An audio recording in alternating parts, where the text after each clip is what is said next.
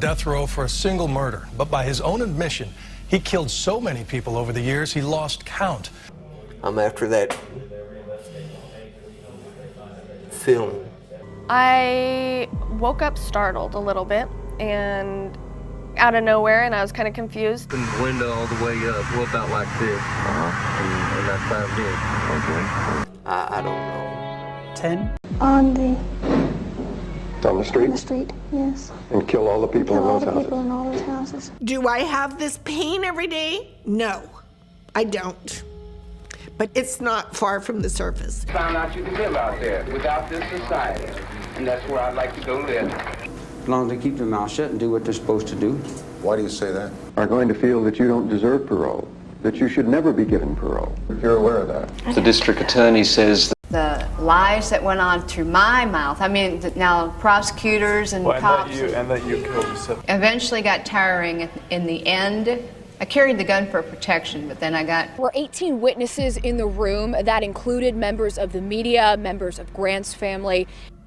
This case even drew international attention. Earlier, the European ambassador to the U.S. weighed in. The fortitude and resilience that they've shown all this time growing up without him. Unspecific, but he seemed to have a lot of difficulty with writing, putting words.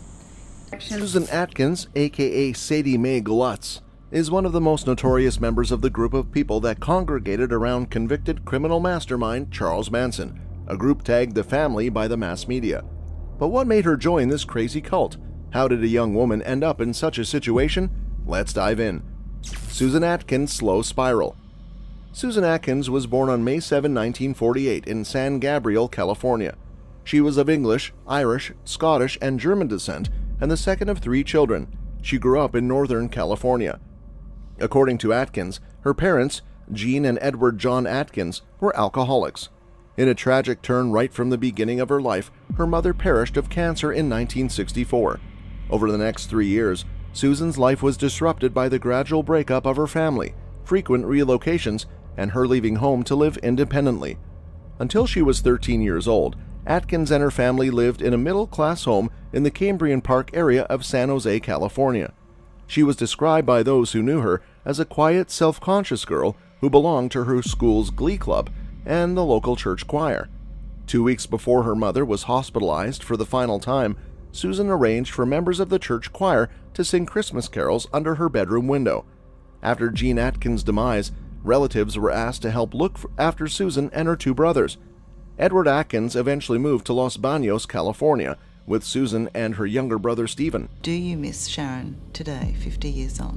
I would love to have her here. Magical powers, and I told everybody in the chapel, I said, zap, zap, zap, zap. I said, where's my magical powers? I don't accept the whole situation, like I was in the desert minding my business. Sharon was my big sister. Do I miss her? Yes. Would I like her here? Yes. Sometimes I feel I'm scared to live. Living is what scares me.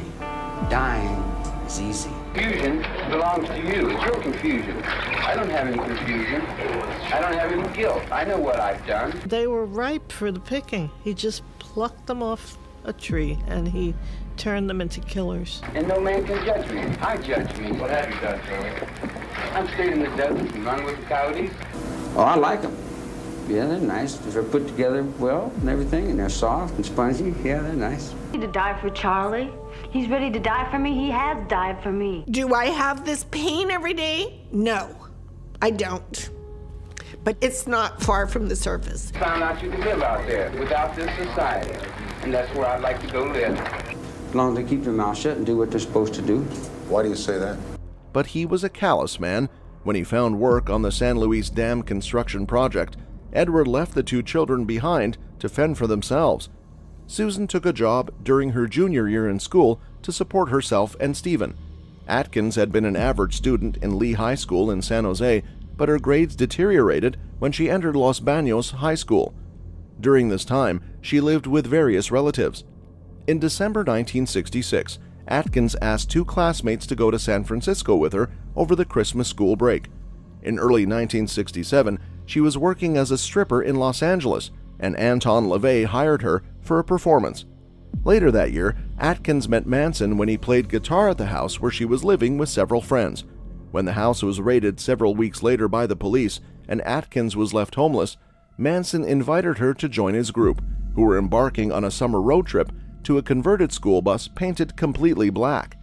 She was nicknamed Sadie Mae Glutz by Manson and a man who was creating a fake ID for her at the time. Atkins later claimed to have believed Manson was Jesus. The growing Manson family settled at the Spawn Ranch in the San Fernando Valley in Southern California, where on October 7, 1968, Atkins bore a son by Bruce White, who Manson called Zizo Zosi Zadfrak Glutz. Atkins' parental rights were terminated once she was convicted of first-degree slayings, and no one in her family would assume responsibility for the child. Her son was adopted and renamed from the time of her incarceration in 1969. She had no further contact with him. It was hard to believe, but Zizo Zisi's mother would play a part in one of the most infamous slaying sprees in American criminal history. Atkins' first slaying. The first slaying in which Susan Atkins had a hand in was that of music teacher Gary Hinman, whom Spawn Ranch resident Bobby Beausoleil, a talented young musician, had lived with before throwing in his lot with the Manson clan. Hinman moonlighted as a drug manufacturer, and as the story goes, in mid-1969, Hinman had whipped up a batch of LSD that Beausoleil sold to members of a motorcycle gang that frequented the Spawn Ranch for $1,000. The bikers claimed the LSD was of poor quality and wanted their jack back. In July 1969, Atkins, Mary Brunner, and Beausoleil, people that were condemned to death that are undoubtedly guilty. You don't owe anything to society now? Owe him anything? I've paid him 22 years of my life. Do I want revenge on these people? No. Because that's what a woman's supposed to do. Keep her mouth shut and do what she's supposed to do? Sure. You don't believe that after 50 years there's hope for rehabilitation? Or... Hocus pocus stuff that you guys are playing, I don't know nothing about all that. You know nothing about something called helter-skelter. Tell me, Charles, I don't know. You know, I'm the other end of your society. You know, so you can ride your bicycles and do your thing. The body of Sharon Tate is make-believe. That's make-believe. Make-believe, yeah. That's make-believe to the people that went in there and did what they did. Room for forgiveness? I don't believe in parole for murderers. No. I don't believe in that. Tell me in a sentence who you are. Does that make you bitter? I don't know what that means. Tex and I had our own special little stash of cocaine. I'm here because I lied. I'm here because I was an accessory to murder. As far as pain...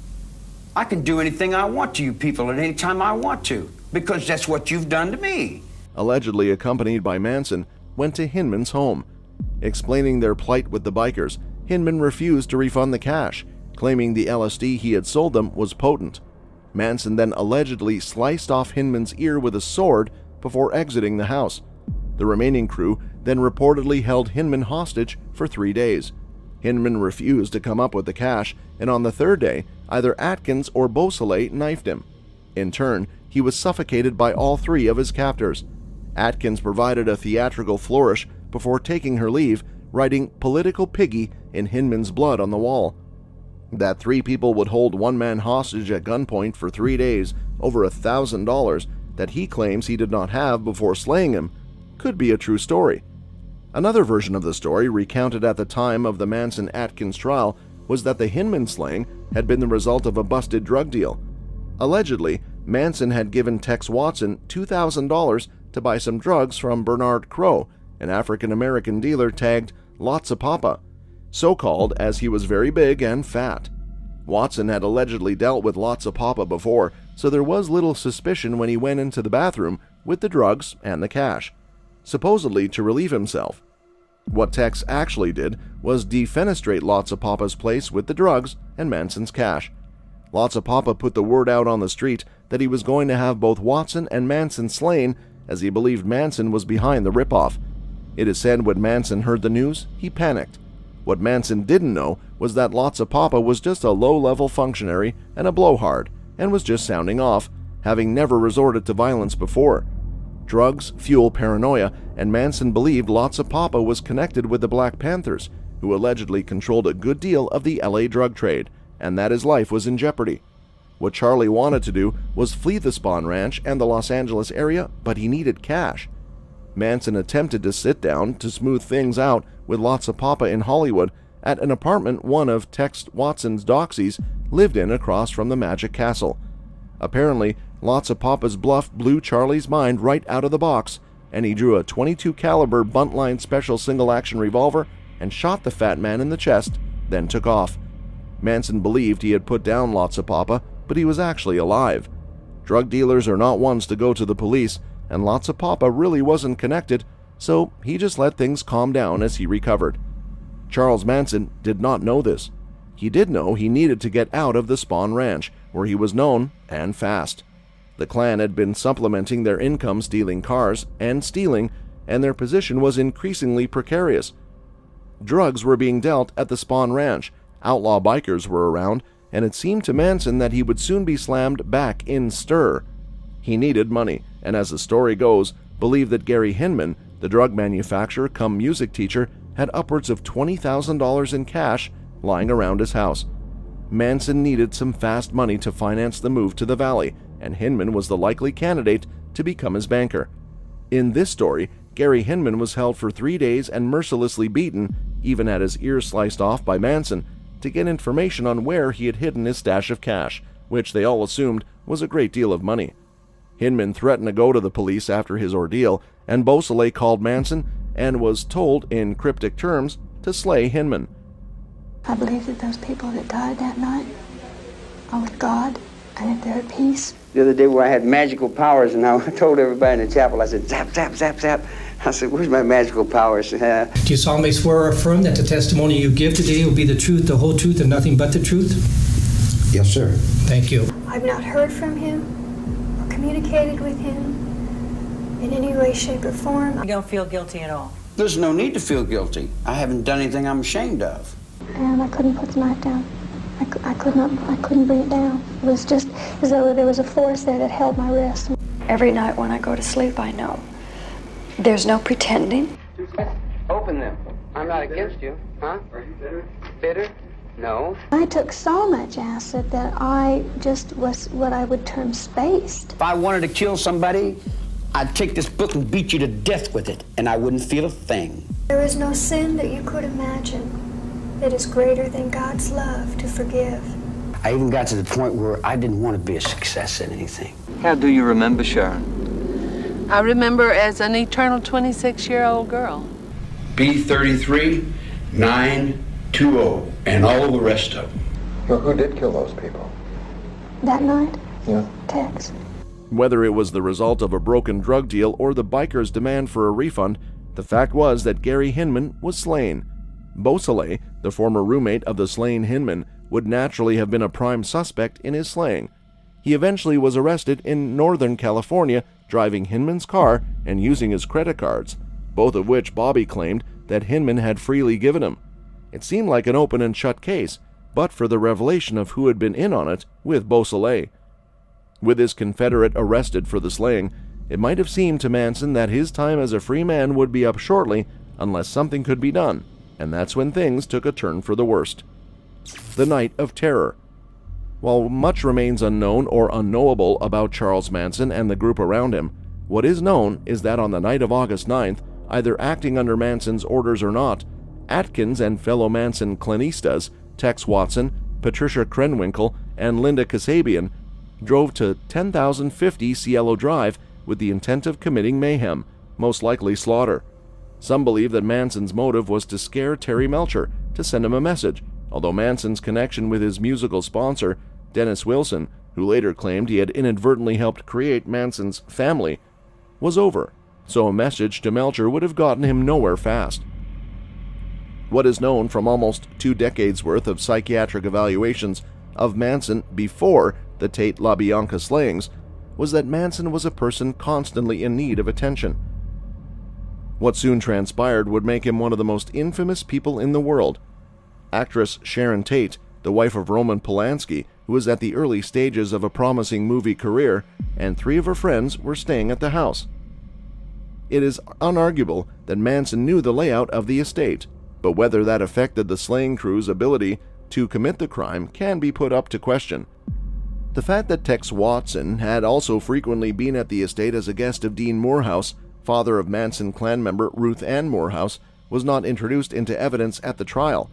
Dean Morehouse, a familiar of Manson, Charlie had almost been jailed in 1967 for his relationship with Morehouse's daughter, who was only 14, had lived at 10,050 Cielo Drive after Terry Melcher moved out and before the Polanskis moved in.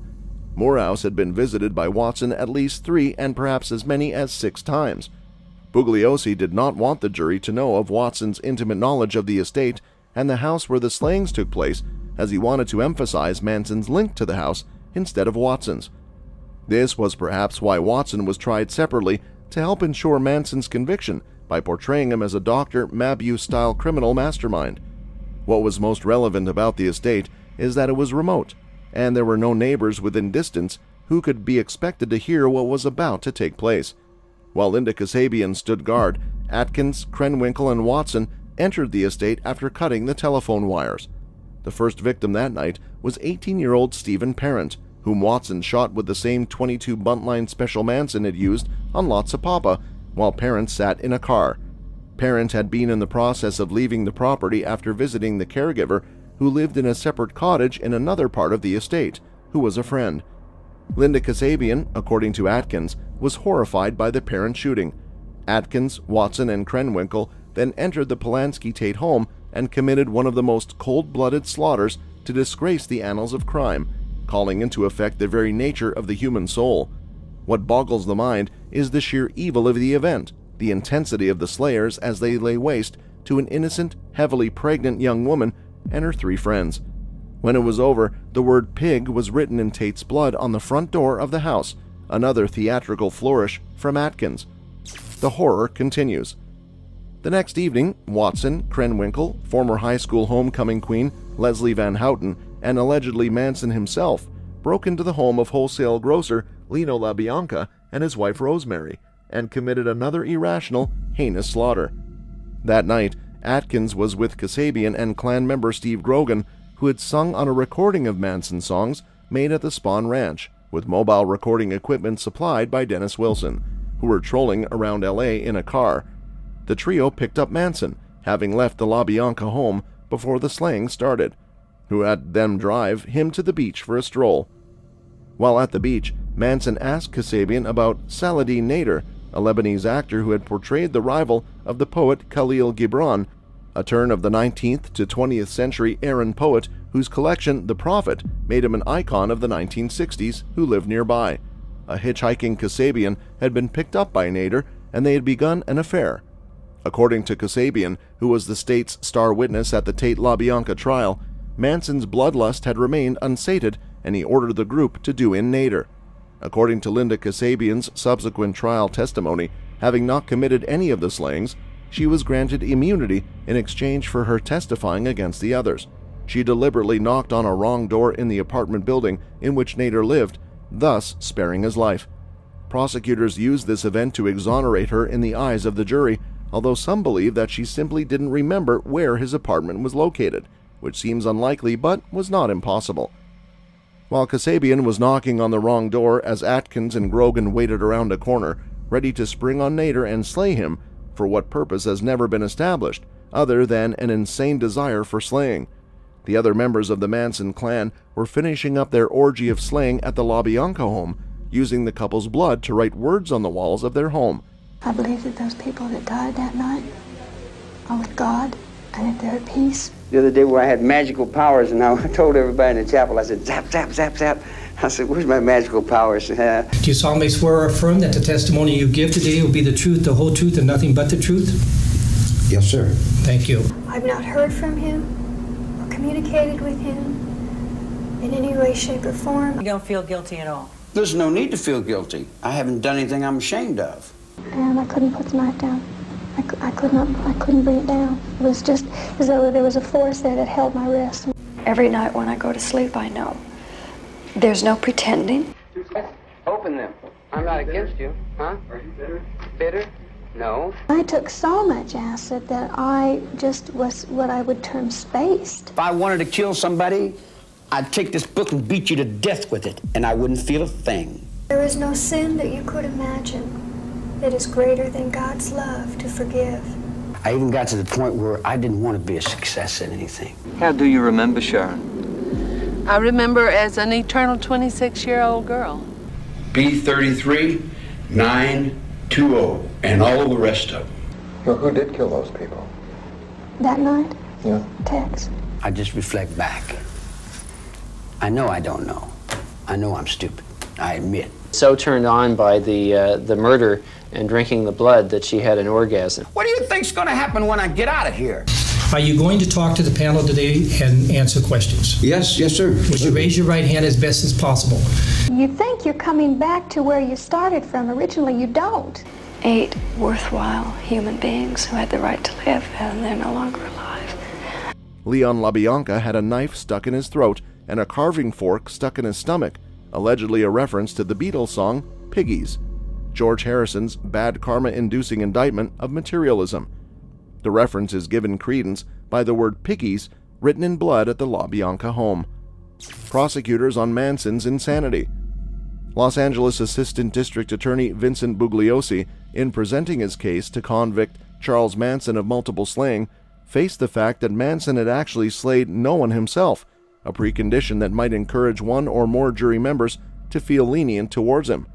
This was also the period of the high tide of the liberal Warren Court, when trials had grown longer and convictions more precarious as increasingly liberal federal courts, including the Supreme Court, expanded the rights of those on trial and overturned many convictions on technicalities. The days of the expedient capital trial were over. Prosecutors had to be extra careful. As part of his strategy to convict Charles Manson, whom he believed was evil, Vincent Bugliosi claimed that Manson was a cult leader with a bizarre philosophy dubbed Helter Skelter, after a Beatles song from the same White Album on which Piggies appeared. In Bugliosi's scenario, Manson allegedly prophesied a coming race war. Manson's prophecy was that blacks would eventually triumph against the white race and wipe them out, but would be unable to rule due to innate inferiority. According to Vincent Bugliosi, Charles Manson was a hardcore racist, likely because his own barely known father had been part black. The allegation about his father, a Colonel Scott, being biracial was never proven and likely is false, but was part of Bugliosi's buildup of Manson as a proto-Hitler, creating a psychology, and thus a motive for Manson's ordering the slayings by his followers that they and Manson were on trial for, that would explain him. Some had alleged that Hitler's fanatic anti-Semitism was the result of one of his grandparents being Jewish. Charles Manson allegedly preached to his family that they would hide in a hole in the desert in a city of gold until the race war was over and the black man appealed to Manson and the family for help. Manson and the family would then have dominion over the world, with Charlie, as the risen Jesus Christ, ruling as one of the 5 co-prophets, the other 4 prophets being the Beatles. I believe that those people that died that night are with God and that they're at peace. The other day where I had magical powers, and I told everybody in the chapel, I said, zap, zap, zap, zap. I said, where's my magical powers? Do you solemnly swear or affirm that the testimony you give today will be the truth, the whole truth, and nothing but the truth? Yes, sir. Thank you. I've not heard from him or communicated with him in any way, shape, or form. You don't feel guilty at all? There's no need to feel guilty. I haven't done anything I'm ashamed of. And I couldn't put the knife down. I couldn't bring it down. It was just as though there was a force there that held my wrist. Every night when I go to sleep, I know there's no pretending. Open them. I'm not against you, huh? Are you bitter? Bitter? No. I took so much acid that I just was what I would term spaced. If I wanted to kill somebody, I'd take this book and beat you to death with it, and I wouldn't feel a thing. There is no sin that you could imagine that is greater than God's love to forgive. I even got to the point where I didn't want to be a success at anything. How do you remember, Sharon? I remember as an eternal 26-year-old girl. B33 920 and all of the rest of them. Well, who did kill those people? That night? Yeah. Tex. I just reflect back. I know I don't know. I know I'm stupid. I admit. So turned on by the murder and drinking the blood that she had an orgasm. What do you think's going to happen when I get out of here? Are you going to talk to the panel today and answer questions? Yes, sir. Would you raise your right hand as best as possible? You think you're coming back to where you started from. Originally, you don't. 8 worthwhile human beings who had the right to live, and they're no longer alive. I feel for them. I feel their pain. I feel their their sorrows and their loss. Do you feel blame? Are you mad? Do you feel like wolves kebabs right friends? Get friends. To really look for somebody to love. I just got deceived. Maybe I should have killed 400 or 500 people, then I would have felt better. Even if I had wanted to run, even if I had wanted to leave, I couldn't. It was like I was caught in something. And then with knives and guns, they began to murder the rich and the famous with a kind of... I have a question. Are you guilty of any murders? Are you guilty of plotting any murders? I killed a chicken once. I willingly got into something that completely took control over me. The actual, factual part that I played in my crime, I have done far more. As she begged for her life and for the life of her baby. One thing frequently overlooked is if Charles Manson had believed this story, and with the amount of drugs consumed in those times and the weird life being lived in the desert, one can speculate that some of this fantasy might have had some resonance in his psyche, something thrown up from the unconscious that he may have used as a storyteller to bind people to him. If Manson was speaking in anything but metaphor, then he was beyond psychosis and was insane, and couldn't be responsible for his actions, which worried the lawyer Bugliosi. In the end, Susan Atkins gave him the smoking gun. Beginning of the end. In October 1969, the Barker Ranch in Death Valley that Manson and the clan had moved to was raided after Charlie, a fervent environmentalist to this day, burned a Forest Service tractor. Members of the Manson clan were arrested for arson. Charlie was not there at the time. Clan member Catherine Lutzinger implicated Atkins in the Hinman slaying while they were both incarcerated, and Atkins was transferred to another prison, ostensibly due to the new charges, though there is a possibility that she was being set up for a jailhouse confession. For it was in her new surroundings that she began bragging to her cellmates about her and the Manson clan's involvement in the Tate slaying, which was the talk of the country in late 1969. Sadie, that is Susan Atkins, supposedly loved to talk, and talk she did, according to her cellmates. She talked to them about the Sharon Tate slayings, claiming that it was she who had done it along with the gang congregated around Manson. She told her cellmates about Manson's helter-skelter philosophy, that Manson had decided to get the race war underway by slaying prominent Caucasians and blaming it on Afro-Americans, such as the Black Panthers, who would then feel the retaliation of the white race. Atkins, a self-confessed remorseless woman, was obviously mad, and the helter-skelter scenario might have been an elaboration of her feverish imagination. Ironically, one of Atkins' two cellmates who heard her jailhouse confession had been an acquaintance of Jay Sebring, one of the victims of the Polanski Tate residence, and had actually been to 10,050 Cielo Drive, the site of the Tate slaying, and quizzed her about the property to see if she was telling the truth, whether she had actually been there or was just repeating what she had read in the newspapers. The cellmate realized she was telling the truth and attempted to inform the LAPD, according to Bugliosi. Jailhouse confessions are often suspect, but Susan Atkins repeated her testimony heard by her cellmates before a grand jury. Hoping to be spared the capital penalty, Atkins, who was promised immunity from prosecution, swore that the Gary Hinman slaying and the Tate LaBianca slayings had been committed under the express orders of Charles Manson. Atkins claimed that it was she who fatally knifed 8 months pregnant Sharon Tate, a particularly brutal act even within the context of the Cielo Drive slaughter, in that the group of slayers had kept Tate, who pleaded for the life of her unborn baby, alive to the last. Restraining Tate while her friends were brutally butchered before her eyes, Atkins said that she had coldly told the terrified actress that she would be slain. "Look, bitch, I don't care a thing about you. You're going to perish and there's nothing you can do about it." She further testified that she knifed Tate repeatedly as the dying actress cried out in anguish for her own mother before perishing. She then tasted the blood of Sharon Tate that was on her hand, figuratively sucking the life out of her. It was one of the most appalling stories of its kind, shocking the world.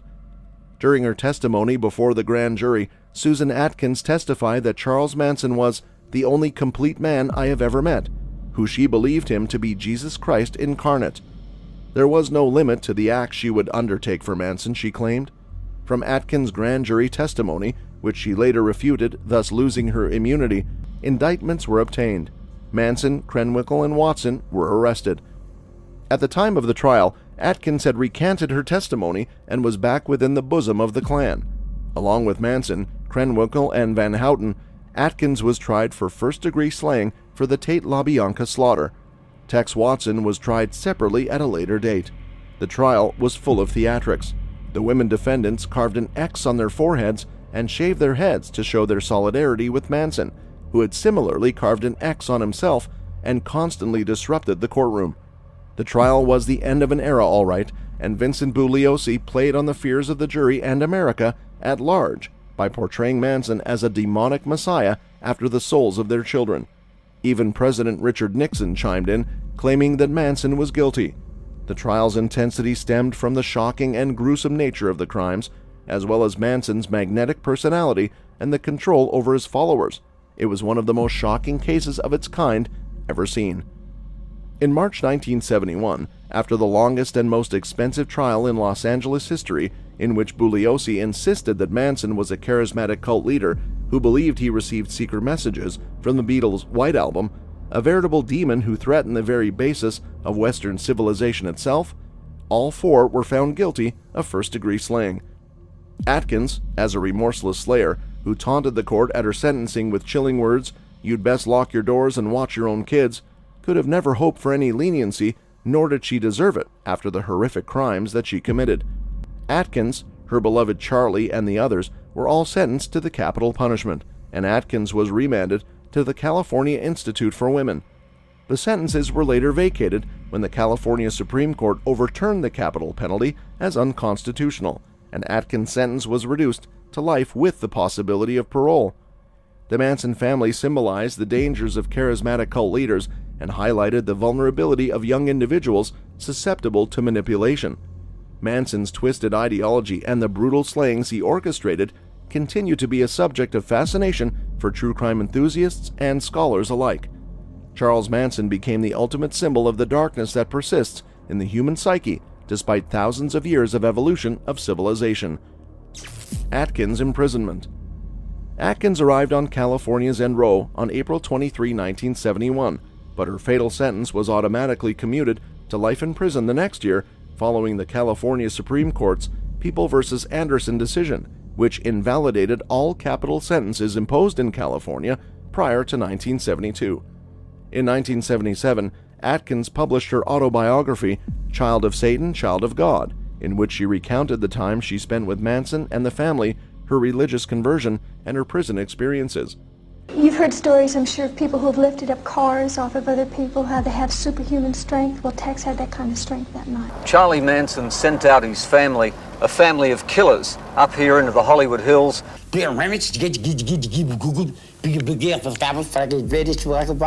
can remember seeing people just scattering in different places and running in different places. My hope is that someday she will, not as a means for me to be released. Losing my morals. It wasn't just drugs, it was Charles Manson's persuasiveness, too. Well, yeah, there was a lot of deprogramming. It's very painful for me to talk about it. I don't like to talk about it because nobody knows what I feel inside. Okay, when you take acid, your mind expands beyond these moral characteristics and... How had Charlie instructed you to behave when this was happening? Mercilessly. He's part of my life that I wish never had happened. I've been completely, spiritually, mentally, and almost physically born again. They were tired of double standards, they were tired of hypocrisy as I was, and they wanted truth. We both snorted some speed and got in the car. We were very, very wired. The other thing is I love you with all of my heart and soul. And God willing, we're both going to make it. Terrifying, horrible. Can we not talk about this? This is really hard. I have to face God, and it's His forgiveness that determines my peace. It's there, it's a fact, it happened, and I was a part of it. It was a means of defending myself, of appearing to be really tough and really strong. I believe that it was by the grace of God that my hand did not go down with that knife on Wojciech Kwiatkowski's chest. At the trial, and said that I killed people that I in fact did not. Only God can give them an assurance that their loved ones are with Him, and I believe that with my whole heart. I used to think that you came down off an acid trip after 12 hours. That's not true. The most horror-filled hour of murder in American criminal history. I can do anything and not feel guilty about it. From 1974 onward, Atkins said she was a born-again Christian after seeing a vision of Jesus Christ in her cell. She became active in prison programs, teaching classes, and received 2 commendations for assisting in emergency health interventions with other inmates. Atkins married twice while in prison. Her first marriage was to Donald Lee Llers on September 2, 1981. Atkins became Llers' 36th wife, but the 2 divorced after he sought to marry yet again. She married secondly in 1987 to James W. Whitehouse, a graduate of Harvard Law School who was 15 years her junior, who represented Atkins at her 2000 and 2005 parole hearings. He maintained a website dedicated to her legal representation. In 1998, everyone could tell that she had changed from before. Atkins denounced Manson in a response to a letter from a fan. She wrote, "Charles Manson is not a god or prophet. He is a mean, bitter, evil little man rightly behind bars. He is a liar and a thief. I have seen him terrorize, brutalize, beat, and threaten teenage boys and girls. Manson only wrecks lives." During Atkins' 2000 parole hearing, Sharon Tate's sister Deborah read a statement written by their father, Paul, which said in part, "31 years ago I sat in a courtroom with a jury and watched with others. I saw a young woman who giggled, snickered, and shouted out insults. Even while testifying about my daughter's last breath, she laughed. My family was ripped apart. If Susan Atkins is released to rejoin her family, where is the justice?" In April 2002, Atkins told a reporter of her work to discourage teenagers from idolizing Manson and her hope of someday leaving prison to live in Laguna Beach, California. Atkins constantly got denied parole on the basis that she continues to show no remorse for the slayings. Her case was not helped by her 1991 recanting of her earlier testimony. Her position in the end was that she was present during the Hinman and Tate slayings, but did not actually participate in the slaying. Her inability to show remorse and her failure to accept responsibility for her part in the brutal cases meant that she was turned down for parole 11 times, the last time in February 2005. In 2003, she had even made the contention that she was a political prisoner in a lawsuit filed against California Governor Gray Davis, as his policy opposing parole for most slayers meant she was kept behind bars. Her petition was denied. On June 1, 2005, Atkins had her 17th parole hearing. This resulted in a 3-year denial. Atkins' illness and demise. Atkins had been diagnosed with brain cancer in 2008, and her condition had rapidly deteriorated in the months leading up to her demise. She had undergone brain surgery, and she was paralyzed and had difficulty speaking. In April 2008, it was revealed that Atkins had been hospitalized for more than a month with an undisclosed illness that was subsequently reported to be terminal brain cancer. Her left leg had been amputated. Despite of this, Atkins was denied a compassionate release by the California Board of Parole. The 12-member parole board officially heard Atkins' request on July 15, 2008, and after deliberating for several hours, announced that she had been turned down. Compassionate releases are granted infrequently to terminally ill inmates with less than 6 months to live. In June, Atkins' attorney Eric P. Lample stated that Atkins' condition had deteriorated to the point that she was paralyzed on one side, could only talk a little bit, and could not sit up in bed without assistance. The hearing was attended by various family members of the victims, including Deborah Tate and members of the Sebring family, and they requested that her parole be denied. She received a 4-year denial. Governor Arnold Schwarzenegger and Los Angeles County District Attorney Steve Cawley both opposed the release of Atkins. Speaking of the Manson slayings perpetrated by Susan Atkins and other members of the Manson family, allegedly under the control of Charles Manson, Schwarzenegger said on the day of the hearing, "Those kinds of crimes are just so unbelievable that I'm not for that compassionate release in that case." Schwarzenegger met Susan Atkins in visits to the California Institute for Women in Corona, California, where she was incarcerated in before her terminal illness. LA County DA Cooley stated that Atkins' horrific crimes alone warrant a denial of her request. On September 24, 2008, Atkins was transferred back to the Central California Women's Facility in Chowchilla, California, to the facility's skilled nursing center. Atkins' minimum eligible parole date was October 6, 1976. Her initial parole consideration hearing was on September 14, 1976, at which time she was denied parole. Between 1976 and 2009, she was denied parole a total of 13 times. Maybe I haven't done enough. I might be ashamed of that, for not doing enough, for not giving enough. I do not expect a parole date at this time. Not from the parole board of the state of California.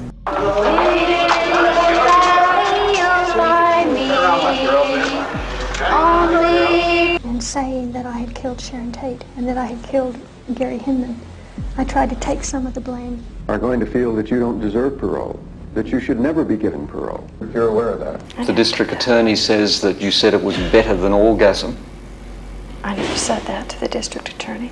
On the street? On the street, yes. And kill all the people in All those the houses. people in all those houses. Prior to her 2009 parole hearing, a website maintained by Atkins' husband claimed that she was paralyzed over 85% of her body and unable to sit up or be transferred to a wheelchair. For the final time, after she was wheeled into her last hearing on a hospital gurney, Atkins was denied parole on September 2, 2009. Atkins perished on September 24, 2009 at the Central California Women's Facility in Chowchilla. A prison spokesperson announced to reporters that her cause of death was listed as natural causes. She was 61 years old. Her husband, James Whitehouse, subsequently released a statement saying that her last whispered word was, "Amen."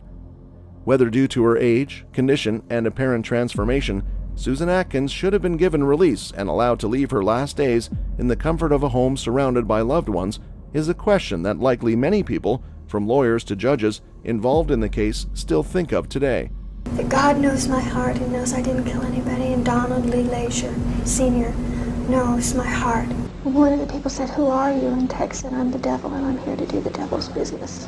I feel that there are 8 lives that had I not been involved, they may still be alive today. Those people, and then I've heard later that he has said himself that he was responsible. Been with prostitutes and bums and winos and all my life. But regardless, Atkins served time for her horrific crime and exited this world still paying for it.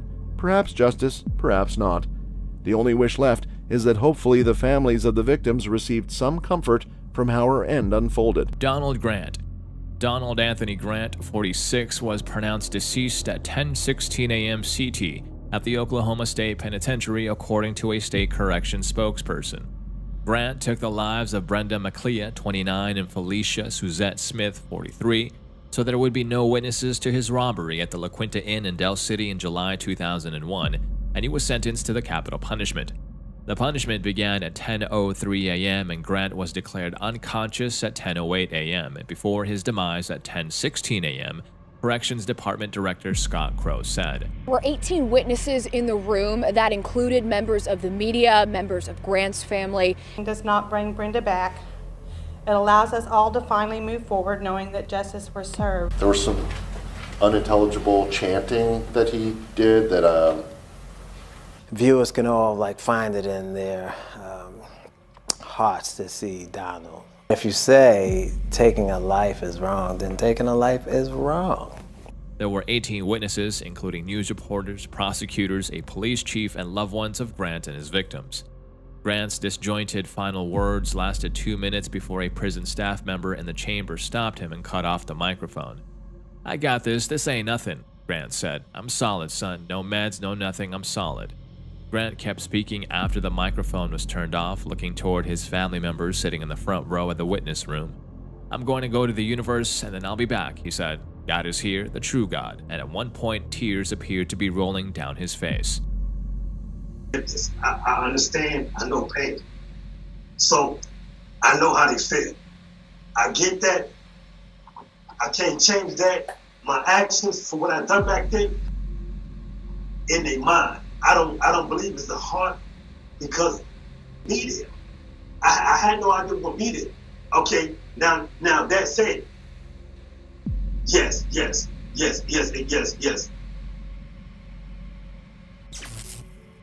Number 14, Matthew Reeves. Alabama put down Matthew Reeves by lethal injection for a 1996 slaying after a divided U.S. Supreme Court sided with the state and rejected defense claims the man had an intellectual disability that cost him a chance to choose a less torturous yet untried method.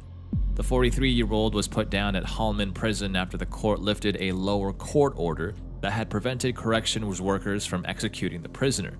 He was pronounced deceased at 9:24 p.m. CST. After the U.S. Supreme Court this evening cleared the way for the state of Alabama to execute. Ordered had blocked the execution, but Alabama took the case all the way to the top. And tonight, a divided Supreme Court ruled that the execution. This case even drew international attention. Earlier, the European ambassador to the U.S. weighed in. Just over a half an hour ago. This after his lawyers had argued Reeves was intellectually disabled. Reeves was convicted of capital slaying for the slaying of Johnson, who perished from a shotgun blast to the neck during a robbery in Selma of 27 November 1996. He was slain after picking up Reeves and others on the side of a rural highway. After the lifeless man was robbed of $360, Reeves, then 18, went to a party where he danced and mimicked Johnson's convulsions as he was in pain. Number 13. Carl Wayne Bunchen. Carl Wayne Bunchen was an American man convicted of capital slaying in Texas and sentenced to capital punishment. On April 21, 2022, at the age of 78, he became the oldest inmate to be put down in Texas and the state's first fatal punishment of 2022. Bunchen had a lengthy criminal history prior to the slaying, starting with a theft conviction in 1961. Over the years, he gathered convictions for burglary, damage to property, and possession of narcotic drugs. In years of appeals. Yes, in fact, Carl Wayne Bunchen has actually been sentenced to death. Bunchen is the oldest inmate on death row, and if he is executed in April, then he will be the oldest inmate. The fortitude and resilience that they've shown all this time growing up without him. Bunchen said he had remorse. He claimed it was a shootout. He never accepted his dying moments. There was no one to say a prayer for him. At the time of the shooting, Bunchen had been on parole after serving 13 months of a 15-year sentence for physically exploiting a child. On April 10, 1971, his twin brother, Kenneth Bunchen, was slain by two police officers during a shootout. At the time, Bunchen had supposedly vowed to avenge his brother's demise. In addition, he had allegedly told a companion that he would rather shoot it out with the police than be sent back to prison. On June 27, 1990, Bunchen was a passenger in a vehicle that was pulled over by 37-year-old Houston Police Department officer James Irby. Irby began speaking with the driver and Bunchen exited the vehicle and shot Irby once in the head. Irby fell to the ground and Bunchen shot Irby twice in the back. Soulless and evil as he is off the face of this earth. With Chief Troy Fenner of HPD, we're proud to support the Irby family. Today. Honestly, I about passed out. I was just trying to sit there and be calm. He was smirking and trying to stare the jury down, and it just confirmed my belief. I'm a nurse. I'll put the needle in his hand. I don't have any problems with that. Bunchen fled the scene, shooting at others who were nearby. After slaying Irby, Bunchen also attempted to shoot at a driver during a carjacking attempt, fired at another officer, and held another person at gunpoint before he was arrested. Bunchen was apprehended in a nearby building. 1 week prior to Bunchen's scheduled punishment, he contracted pneumonia, which makes lethal injection more painful. On his return from the hospital where he received treatment for pneumonia, Bunchen received a head injury when the vehicle he was being transported in came to a sudden stop. In an interview shortly before his punishment, Bunchen expressed remorse, saying, quote, "Every day for the last 32 years, I have regretted what happened," unquote. Bunchen was put down by a lethal injection of pentobarbital on April 21, 2022, and was pronounced deceased at 6:39 p.m. CDT. Prior to his demise, Bunchen stated, quote, "I wanted the Irby family to know one thing. I do have remorse for what I did. I pray to God that they get the closure for me slaying their father and Miss Irby's husband.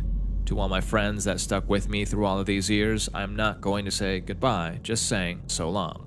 I'm ready to go to heaven, Warden." I remember everything that happened that day, yeah. Why did you shoot Officer Irby?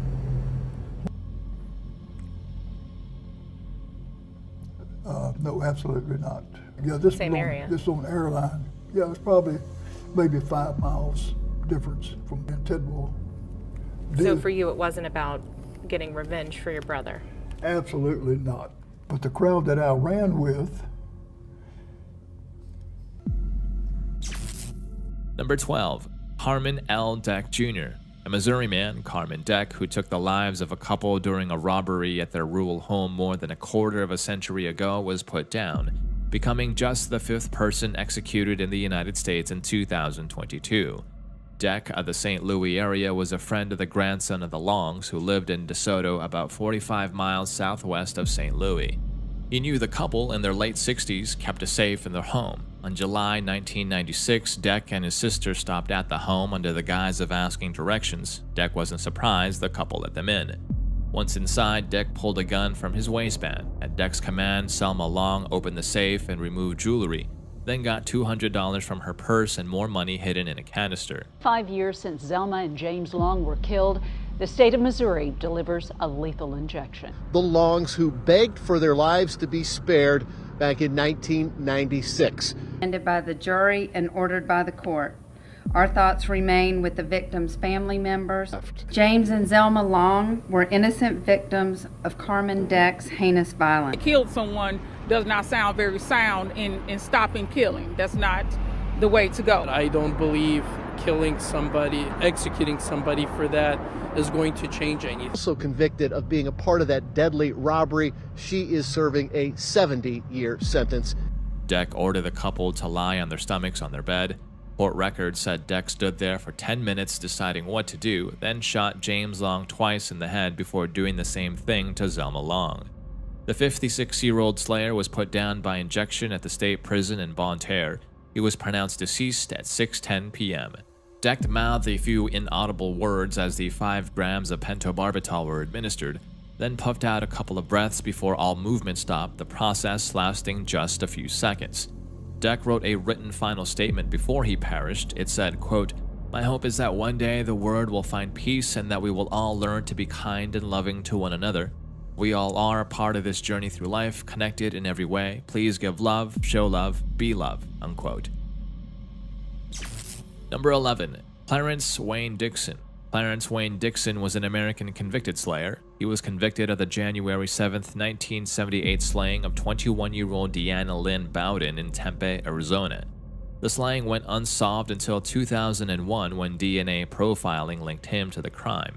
Dixon, who was serving a life sentence for a 1986 physical attack conviction, maybe I'll see you on the other side, Dina. I don't know you and I don't remember you. This process that has brought us together today could have been jeopardized. And that brings us to today. Yeah, Fox 10's Anita Roman is joining us live from Florence. Berry ice cream and a bottle of water. He was officially pronounced dead at 10:30. He grimaced a couple times while the IVs were going in. Was found guilty of Bowden's slaying, was formally sentenced to capital punishment on January 24, 2008. He was put down by lethal injection on May 11, 2022, and the state's first such punishment in nearly 8 years since the botched punishment of Joseph Wood in 2014. Dixon maintained his innocence in his final statement. I have indelible memories of her driving up to Flagstaff in her little green Pinto. I wish you all could have known her. Another death row inmate, Frank Atwood, scheduled to be executed June 8th. 2 hours, so they switched drugs. They went to something called a pentobarbital, and it appeared to work. Another young woman, and so they had his DNA on file. So a cold case detective went back. Number 10. Frank Atwood. Frank Atwood, an Arizona man convicted of slaughter in the 1984 slaying of an 8-year-old girl, was put down on June 8, 2022 in the state's second fatal punishment, since officials resumed carrying out the capital penalty in May 2022, following a nearly 8-year hiatus. The 66-year-old perished by lethal injection at the state prison in Florence for his slaying conviction of the slaying of Vicki Lynn Hoskinson, whose body was found in the desert. Around 40 people witnessed Atwood's demise. Among them were Arizona's Attorney General Mark Bernanovich and several of Vicki Lynn Hoskins' family members, including both of her parents and siblings.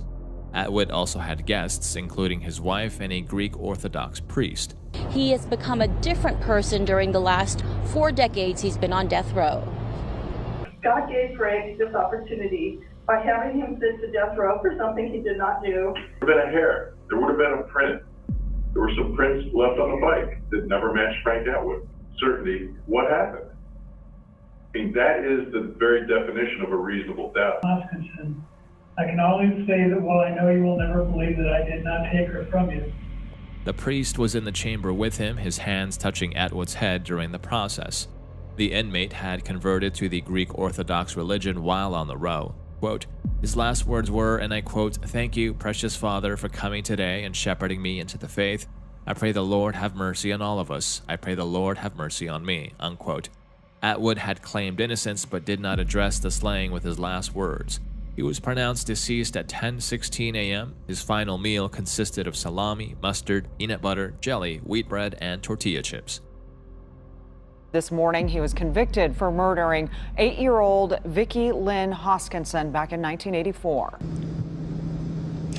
Troy, media witnesses described this morning's execution. Witnesses in the room at the time, among them Arizona's Attorney General Mark Brnovich. 37 years, 8 months, and 22 days. Vicki, you made a difference.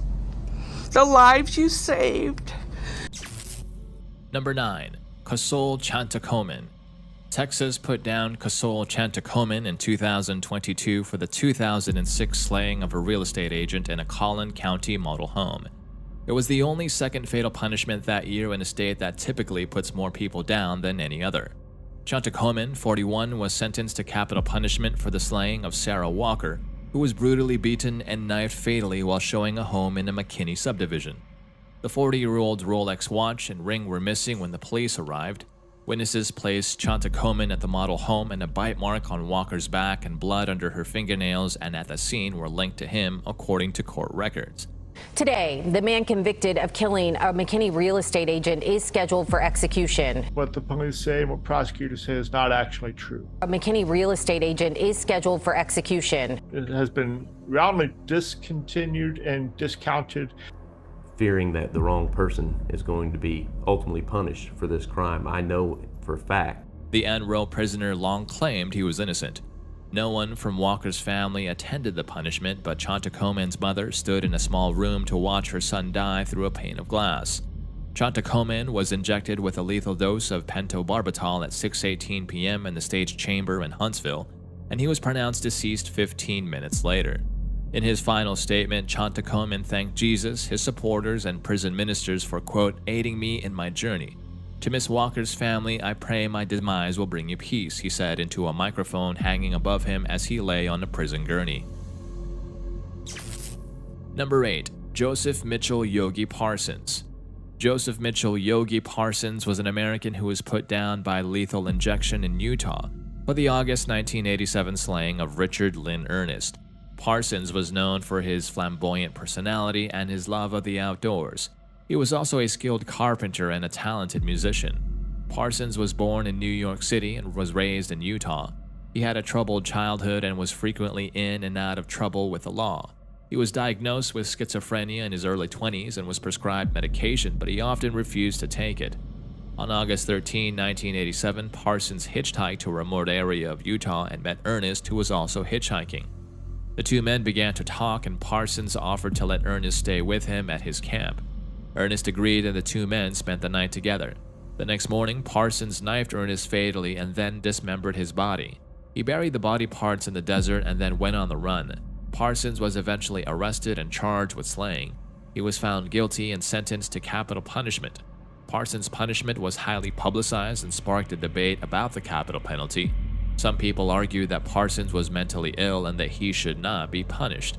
Others argued that Parsons was a cold-blooded slayer who deserved to be perished. Parsons' punishment took place on October 15, 1999. He was pronounced deceased at 12:18 a.m. Parsons' last words were, quote, love to my family and friends. Number 7. Dustin Higgs. Dustin John Higgs, an American man, faced capital punishment by the United States federal government following his conviction and sentencing for the fatal slaying of 3 women in Maryland in January of 1996. The victims, Tamika Black, Tangi Jackson, and Miss Han Chin, tragically lost their lives near the Patuxent Wildlife Research Center on the Patuxent Research Refuge in Prince George's County, Maryland. Due to the location being federal land, Higgs was tried under federal jurisdiction rather than by the state of Maryland. The case, conviction, and ensuing punishment of Higgs were marred by various controversies. A central point of dispute centered around Higgs's lack of direct involvement in the actual slaying, as he purportedly remained in a nearby vehicle. The individual who carried out the shootings, Willis Mark Haynes, received a sentence of life imprisonment without parole, along with an additional 45-year term. The prosecution argued that while Higgs may not have physically slayed the victims, he was the orchestrator, issuing orders and exerting influence over Haynes. So we would go over there and play basketball, shoot the breeze. So it became like he was there to make sure my mother made it to the grocery store. He was a good boyfriend. He was very attentive. He wanted me to finish school. Little things, running to the store for her. So, I mean, he was a big help to my family. Unspecific, but he seemed to have a lot of difficulty with writing, putting words. Indicated that he was a violent or aggressive individual. He rejected his father's role. What are the long-term consequences of things that you're doing? He wasn't able to do any of that. Higgs and his defense team consistently maintained his innocence, contending that he merely witnessed the events and was manipulated by Haynes and another witness, Victor Gloria. In 2012, Haynes submitted an affidavit affirming that Higgs had neither coerced nor threatened him into committing the slaying. On January 16, 2021 at 1:23 a.m., Higgs, aged 48, faced lethal injection using pentobarbital at the United States Penitentiary in Terre Haute, Indiana, as a means of his punishment. In his final moments, he expressed his innocence, stating, quote, "I'd like to say I am an innocent man. I did not order the slayings."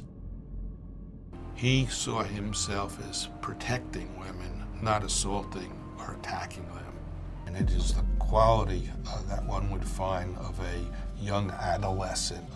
And it reflects his emotional development, not as a 28-year-old weighs 174 pounds, but rather the opposite. In chronological years, in his early 20s. Number 6. Eileen Carol Wuornos. Eileen Carol Wuornos was an American serial slayer who was convicted of taking the lives of 7 men along Florida's highways between 1989 and 1990. She was the first woman put down in Florida since 1845. Wuornos was born in Rochester, Michigan, and had a troubled childhood. She was abandoned by her mother as a baby and was raised by her grandparents. She was physically exploited by her grandfather and stepfather, and she ran away from home at the age of 14. Wuornos turned to body work to survive, and she met her first victim, Richard Mallory, in 1989. She claimed that Mallory exploited her violently, and she shot him, which ultimately resulted in his demise. She then robbed him and took his car. Wuornos went on to slay 6 more men, all of whom were middle-aged white men who picked her up while she was hitchhiking. She claimed that all of the men had tried to exploit her and she shot them in self-defense. Wuornos was arrested in 1991 and she confessed to the slayings. It was crushing my head and they were using sonic pressure continually. I'll appoint the public defender's office to handle the appeal. There's one other thing that I want to say that I think needs to be said. Pulled me through. They all said I was going to die. They beat my husband. He was out in Las Vegas at a convention. I was raped. I hope you get raped. That's not the way the jury... What you want to see? Do you want the tapes? Do you want everything, the new stuff? That really hurt really bad because he tore me up for a while. She was convicted of 6 counts of first-degree slaughter and sentenced to the capital punishment. She was put down by lethal injection in 2002.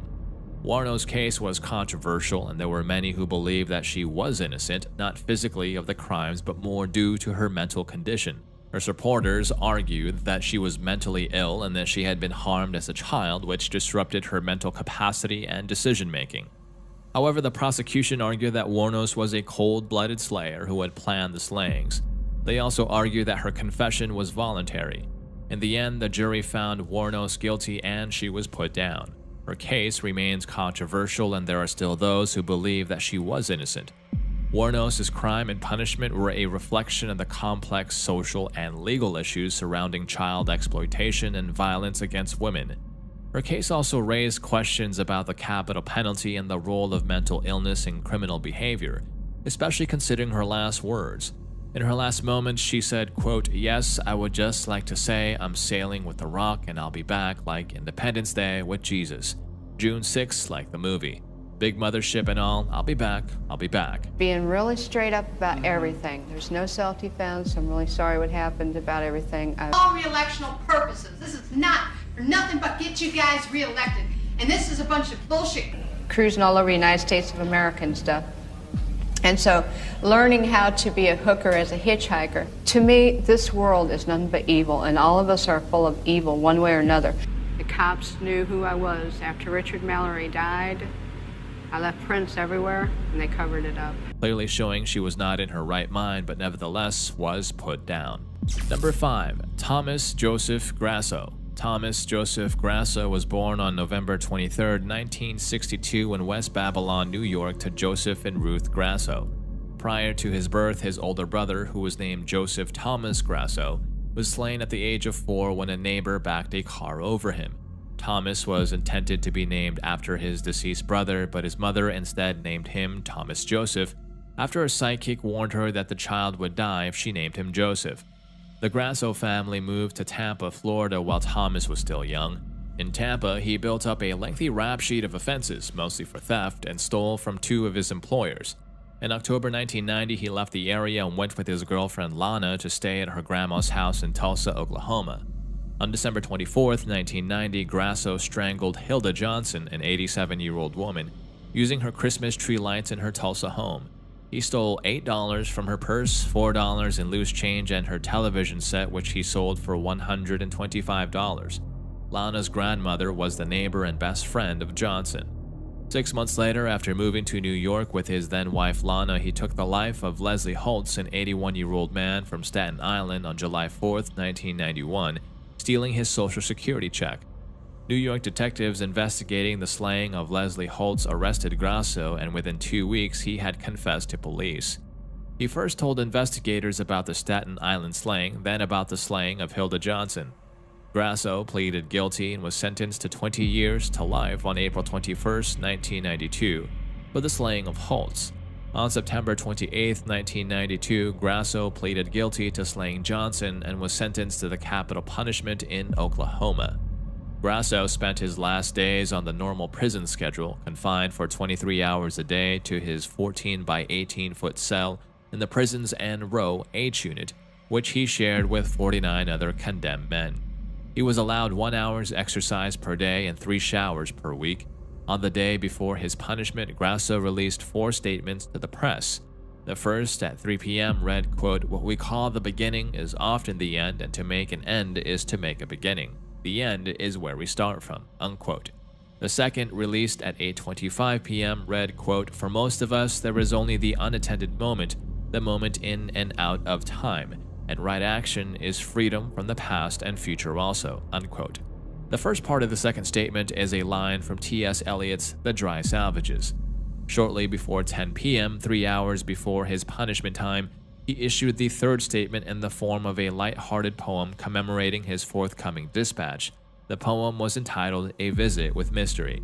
Grasso's last meal was 2 dozen steamed mussels, 2 dozen steamed clams, a double cheeseburger from Burger King, a half dozen barbecue spared ribs, 2 strawberry milkshakes, 1/2 of a pumpkin pie with whipped cream, diced strawberries, and he also requested a can of SpaghettiOs with meatballs, though he used his last words to claim that kitchen staff did not honor this request. Less than an hour before he perished, he issued his fourth and final statement, quote, "I did not get my SpaghettiOs. I got spaghetti. I want the press to know this." Number 4. Wesley Allen Dodd. Wesley Allen Dodd was a terrible man who took the lives of 3 young boys in Vancouver, Washington in 1989. Dodd was born in Toppenish, Washington, and had a troubled childhood. He was physically exploited by his father, and he was also harmed by his peers. He began to exhibit signs of mental illness in his early teens, and he was diagnosed with schizophrenia. In 1989, Dodd began to stalk and abduct young boys. He would lure them into his car with promises of candy or money, and then he would take them to a secluded location where he would physically exploit and slay them. Once, Dodd offered a group of boys $50 to accompany him to a motel room for a game of strip poker. This time, he was arrested. Despite confessing to police that he planned to molest the boys, he was released with no charges filed. Shortly afterwards, he was arrested again for exposing himself to a boy and was dishonorably discharged from the Navy. Dodd spent 19 days in jail and underwent court-ordered counseling. In May 1984, he was arrested for exploiting a 10-year-old boy but received only a suspended sentence. Dodd planned his entire life around easy access to quote-unquote targets, as he referred to children. I've had so many contacts with police and confessed to so many crimes and never been charged or charges was dropped. And one thing wasn't exciting anymore. I had to do something else to get that old feeling of excitement. In some kind of a twisted manner, through his offending, he was able to achieve some levels of... But the sentence was commuted to 1 year in the county jail, and I served only 4 months of that. So I did 4 months of a 10-year sentence. He moved into an apartment block that housed families with children and worked at fast food restaurants as a charity truck driver and other such jobs. He repeatedly touched preschool-age children of a neighbor. We could stand up on this little box and look out over the playground and watch Joel in action. Things felt filthy, felt dirty all the time. When I was about 7 years old. Just pointing fingers at each other. The judge is saying, well, he made such a good impression. I can recall he made a... And he would be doing very well for a period of time, then all of a sudden he'd explode. And... Did you ever learn why? But the woman declined to press charges, fearing the experience would be too traumatic for her children. In 1987, Dodd tried to lure a young boy into a vacant building, but the boy refused to go with him and instead told the police. Prosecutors were aware of Dodd's history of offenses and recommended 5 years in prison. However, once again, Dodd received minimal punishment because he had not actually touched the boy or exposed himself. Dodd's first victim was 11-year-old Cole Neer, who was abducted from a movie theater in Vancouver. His second victim was 10-year-old William Neer, who was abducted from a park. His third victim was 4-year-old llers, who was abducted from his home. Dodd was arrested on November 18, 1989, after he was seen driving near the Neers brothers' home. I have never felt as bad as he likely felt most of his life. In the last 2 years that you've been in here, what is it? What should people know about you? Good, thoughtful judge who was making a legal decision that I'm sure he felt. I confessed to 6 or 7 different crimes. I couldn't remember for sure. He confessed to the slayings, and he was charged with 3 counts of aggravated first-degree slaying. Dodd was found guilty of the slayings and sentenced to the capital punishment. He was eventually punished by hanging on January 5, 1993, and he was the first person to be put down by hanging in the state of Washington since 1965.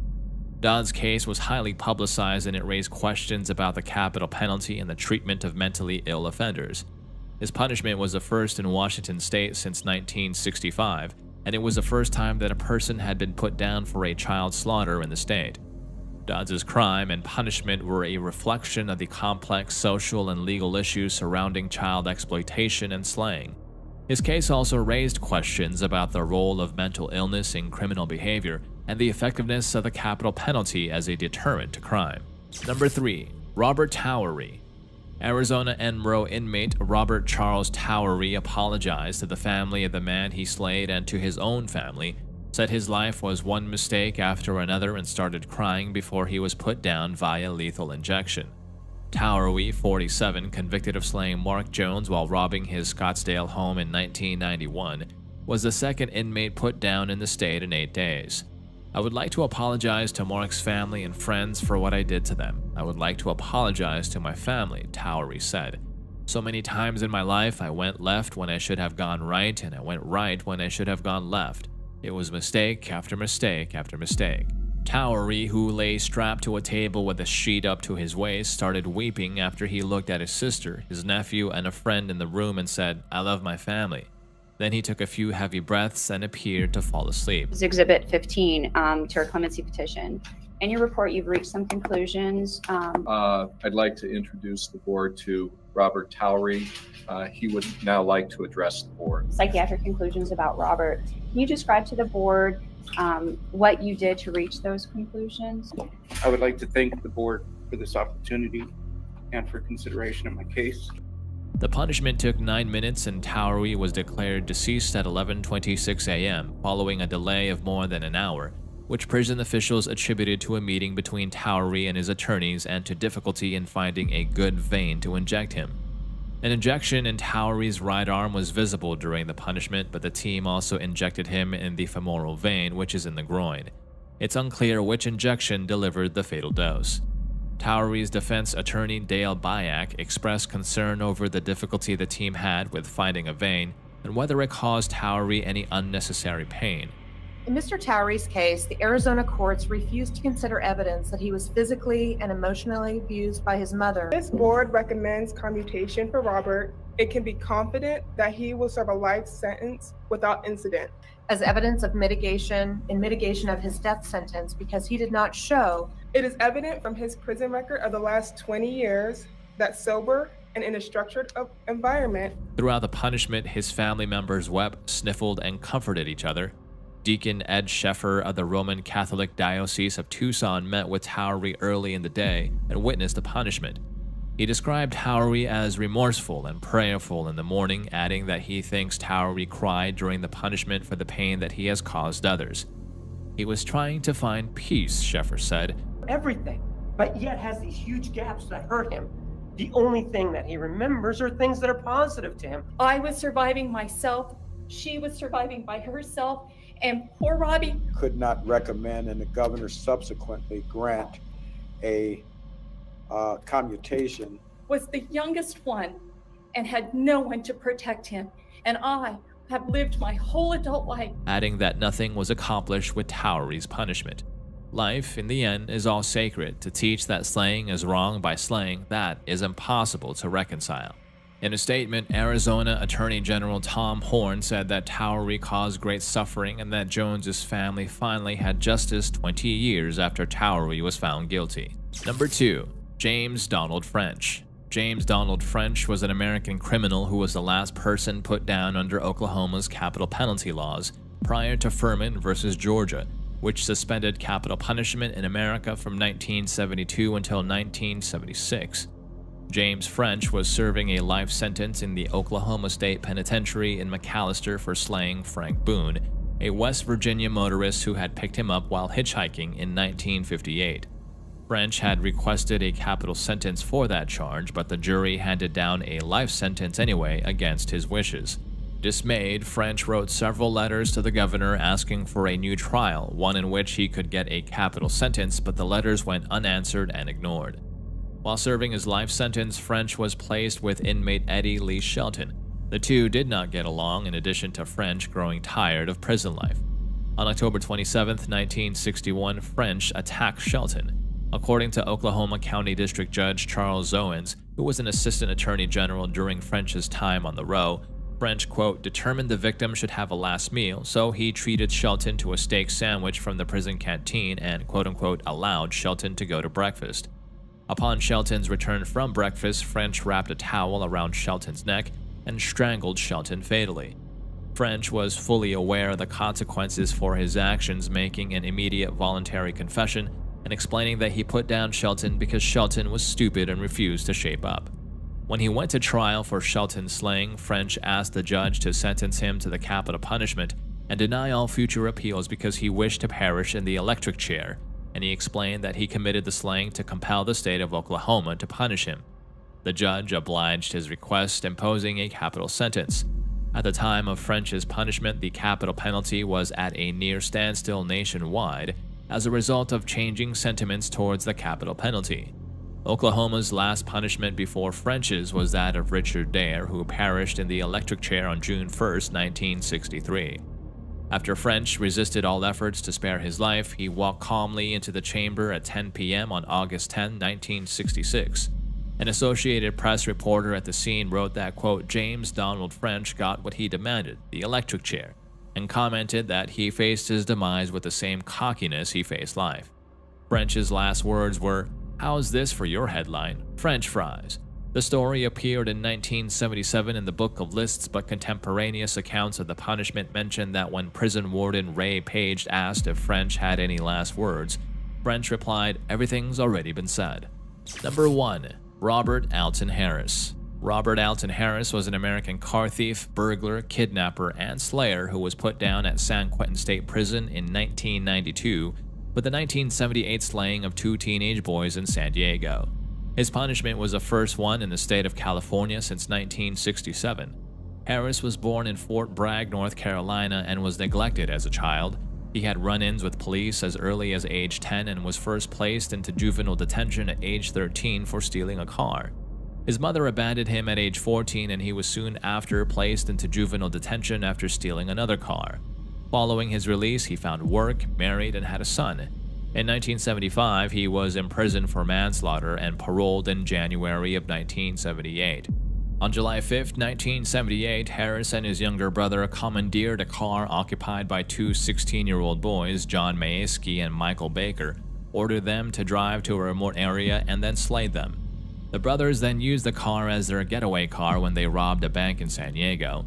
He was arrested less than an hour after the robbery and charged with slaying, auto theft, kidnapping, burglary, and bank robbery. One of the arresting officers, Steve Baker, was the father of one of the slain boys but did not realize the victim was his son until later. Harris was convicted and sentenced to his demise on March 6, 1979. After a series of appeals and stays, Harris was put down on April 21, 1992 in the gas chamber at San Quentin State Prison, the first punishment in California in 25 years. For his last meal, he requested and was given a 21-piece bucket of Kentucky Fried Chicken, 2 large Domino's pizzas, a bag of jelly beans, a 6-pack of Pepsi, and a pack of Camel cigarettes. At 6:01 a.m., Harris was escorted into the gas chamber. The punishment order was given at 6:07 a.m., and Harris perished at 6:21 a.m. His body was removed from the chamber at 7 a.m. and was taken to a funeral home at 8:15 a.m. Harris's punishment is specifically remembered for his choice of final words, quote, "You can be a king or a street sweeper, but everybody dances with the Grim Reaper." Serial slayers have fascinated the public for decades, with their brutal acts and psychological motivations explored in studies, documentaries, and films. The final statements made by these criminals before facing justice provide a rare glimpse into their thoughts, motives, and disturbed world. Early life. Tommy Lynn Sells, one of a mother's 5 children, was born in Oakland, California on June 28, 1964. He was named after his grandfather. Joe Lovins, who was believed to be Sells' biological father, passed away when the boy was just 11 years old. Meningitis struck both Sells and his twin sister Tammy Jean when they were 18 months old. Unfortunately, Tammy Jean did not survive the illness and passed away as a result of it. Almost immediately after that, Sells was sent to live with his Aunt Bonnie Walpole in Holcomb, Missouri. When he was 5 years old, his mother found that Walpole wanted to adopt him, and she made the decision to give him back to his mother. At the age of 7, Sells began drinking alcohol on a regular basis, which he obtained from the supply stockpile kept by his maternal grandpa. Within a year, he was hanging out with Willis Clark, an adult who Sells said began attacking him. Sells did not directly state when the attacks began. Death row for a single murder, but by his own admission, he killed so many people over the years he lost count. And what makes a psychopath tick? And as part of tomorrow night's Nightline primetime series, Secrets of Your Mind, will have you killed? Lord, I don't know. It's up there. 50. When I look at you, I look at hate. When you look at me, you know what hate is. Psychopaths are individuals who lack conscience, they lack remorse. Says that we find in the brains of psychopaths is that there's a structural impairment. It was structurally deformed in the psychopaths. Sells claimed that his mother condoned their relationship, which he described as having a traumatic effect on him and serving as a detrimental influence. Sells asserted that in the future he would draw inspiration and motivation from the events that had occurred. At the age of 10, Sells began experimenting with various substances. 3 years later, he entered his grandmother's bed nude while she was sleeping, leading to him being banned from the house. Almost immediately after that, his mother and his siblings left town, leaving him to fend for himself. A few days later, he went through a rage and attacked a woman who was still alive after she was shot by him. In 1978, when Sells was only 14 years old, he began a life of nomadic wandering for good. When Sells went to see his relatives in Little Rock, Arkansas in May of 1981, his mother kicked him out of the house for making an inappropriate advance towards her while she was showering. Following that, he did not seek therapy for his mental health. His drinking got worse, and eventually in 1982, he was arrested for being in a public place while intoxicated. Criminal history and psychology. Sells, who was without a permanent residence from 1978 to 1999, traveled throughout the United States by hitchhiking and using trains while committing a variety of crimes. He was a barber by trade and also did hard labor for a few very brief stints here and there. He abused both alcohol and drugs to an unhealthy degree and spent a significant amount of time behind bars as a result. In 1990, Sells committed the theft of a truck in the state of Wyoming, for which he was sentenced to 16 months in prison. His diagnoses included substance use disorder, severe dependence on opioids, amphetamines, and alcohol, bipolar disease, major depressive disorder, psychosis, and personality disorder with antisocial, borderline, and schizoid features. He was hospitalized for treatment of all of these conditions. When Fabienne Witherspoon, who was 19 years old at the time, was driving through Charleston, West Virginia on May 13, 1992, she saw Sells begging under a bridge while holding a sign that read, "I will work for food." Sells was holding the sign when Witherspoon approached him. She was moved to compassion for him, so she invited him into her home and requested him to wait outside. After going inside her house to get some food for him, she returned to the front door to find that he had already entered the building. While she was retrieving another item, he went into her kitchen, took a knife from the drawer, and then surrounded her in the bathroom before making an attempt to physically attack her. I woke up startled a little bit and out of nowhere, and I was kind of confused. And I could see that there was this scary older man that I'd never seen before. He had a hand on her mouth and the knife on her neck, and she's heard Katie at the bottom of the bed, on the floor at the bottom of the bunk bed. She was like gasping for air, about to shut off the light, and he looked one last time, and he noticed that I was there. The woman fought back, hitting him in the head repeatedly with a ceramic duck, and getting control of his knife and stabbing him, nicking his kidney and liver. In addition, his testicle was sliced. Sells struck her with a piano stool as a means of retaliation after she had insulted him. Sells made an attempt to run, but the severity of his injuries required him to be taken to the intensive care unit and then arrested by the police. Witherspoon herself was left with significant wounds, including a head wound and a lacerated hand that needed to be operated on.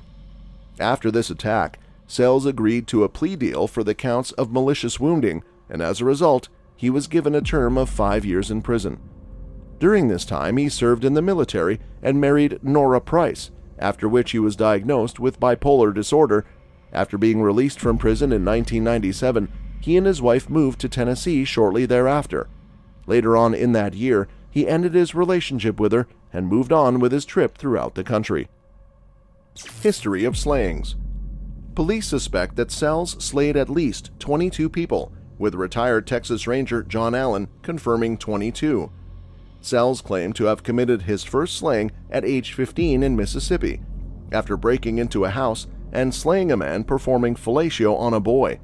This confession has not been confirmed, and in 1980, Sells claimed to have slayed a man with an ice pick near a Chinese restaurant in Los Angeles. Sells has been linked or confessed to multiple crimes, including John Cade's demise in 1979 in Mississippi and Melissa DeBoer's mother's slaying in 1982 in St. Louis, Missouri. DeBoer believed Sells, not Lincoln, was responsible for the slaying, and in 2018, Missouri Governor Eric Greitens commuted Lincoln's sentence to time served, releasing him from prison. In the 1980s, serial slayer Michael Sells was involved in several slayings and attempted self-hurts. He was found guilty of multiple slayings, including Tiffany Gill, Colleen Gill, and Suzanne Corse. In 1983, Tiffany and Colleen Gill were discovered at their house on Washington Terrace in the West End neighborhood, both battered to demise with a blunt weapon. A man matching Sells' description was seen leaving the crime scene. In 1985, 21-year-old Sells worked at a Forsyth carnival where he met 28-year-old Ina Court and her 4-year-old son Rory Court. Sells was physical with her, fell asleep, and awoke to find her stealing from his backpack. He proceeded to beat Court to end her with her son's baseball bat. He then slayed her son because the child was a potential witness. The bludgeoned bodies were found 3 days later, by which time Sells had left town. In 1987, Stephanie Kelly Stroh, 21, disappeared after leaving a Lockport nightclub alone. She was last seen at the Four-Way Cafe and Truck Stop in Wells, Nevada. Sells confessed to Stroh's slaying, taking LSD together, strangling her in lovelock, covering her body in concrete, and dumped it in a hot spring. Her body was never found. In 1988, Kent Allen Loughton, 51, was knifed and buried in a shallow grave near a homeless camp. Sells claimed he slayed Lawton because he refused to pay for drugs. His body was found 2 days later. In 1997, 10-year-old Joel Kirkpatrick was knifed to demise in his bedroom while he was sleeping at night. His mother, Julie Ray Harper, ran to her son's bedroom, encountered an intruder wearing a ski mask, and then fought off the intruder before fleeing. The slaying weapon, a steak knife from Rhea's kitchen, had been left on the floor outside Joel's bedroom. She was convicted of Joel's slaying but was eventually exonerated. In 1997, 13-year-old Stephanie Mahaney was found in a farm pond west of Springfield, Missouri. According to Sells, he pulled her from her bed at night, drove her to a field, injected her with cocaine, physically attacked her, and strangled her to demise. In 1999, 9-year-old Mary Beatrice Perez was kidnapped from a market festival, driven to a stockyard, physically attacked and strangled to demise with her t-shirt. Her body was found in a creek 10 days later. Sells was arrested in the area around that time for an unrelated charge. In 1999, Bobby Lynn Wofford, 14, was picked up from a Love's convenience store by Sells. He drove her to a secluded area, orally physically attacked her, knifed her repeatedly with a hatchet, and shot her in the head with a large caliber revolver when she tried to escape. He dumped her body off the side of the road and kept 2 of her earrings. Arrests and confessions. Before slitting the throat of 10-year-old Crystal Searles on December 31, 1999, Sells physically attacked, knifed, and slayed 13-year-old Kayleen Katie Harris in the Guajira Bay community west of Del Rio, Texas. Crystal made it a quarter mile to their house with a cut trachea and obtained aid from the neighbors. After being recognized from a sketch created using the victim's description, Sells was captured. Over time, police began to think that he was working the system by confessing to slayings that he had not actually committed. Some got killed, yes. Now, why would that happen? From the window all the way up, well, about like this. And I climbed in. We talked about the time like Britney Spears and NSYNC and out of nowhere, and I was kind of confused to a loud noise. And she like jumped back and then I cut her like this right here. And she fell to the ground. And she fell down right here. I heard Katie, the bottom of the bed, just shut the door, came right back towards me with the knife. What did you see in his eyes? To be honest, he seemed blank. I mean, you know, it was just, I mean, after what I had seen him do, he had no emotion in his eyes. Sells admitted to several crimes and alleged slayings, none of which could ever be verified.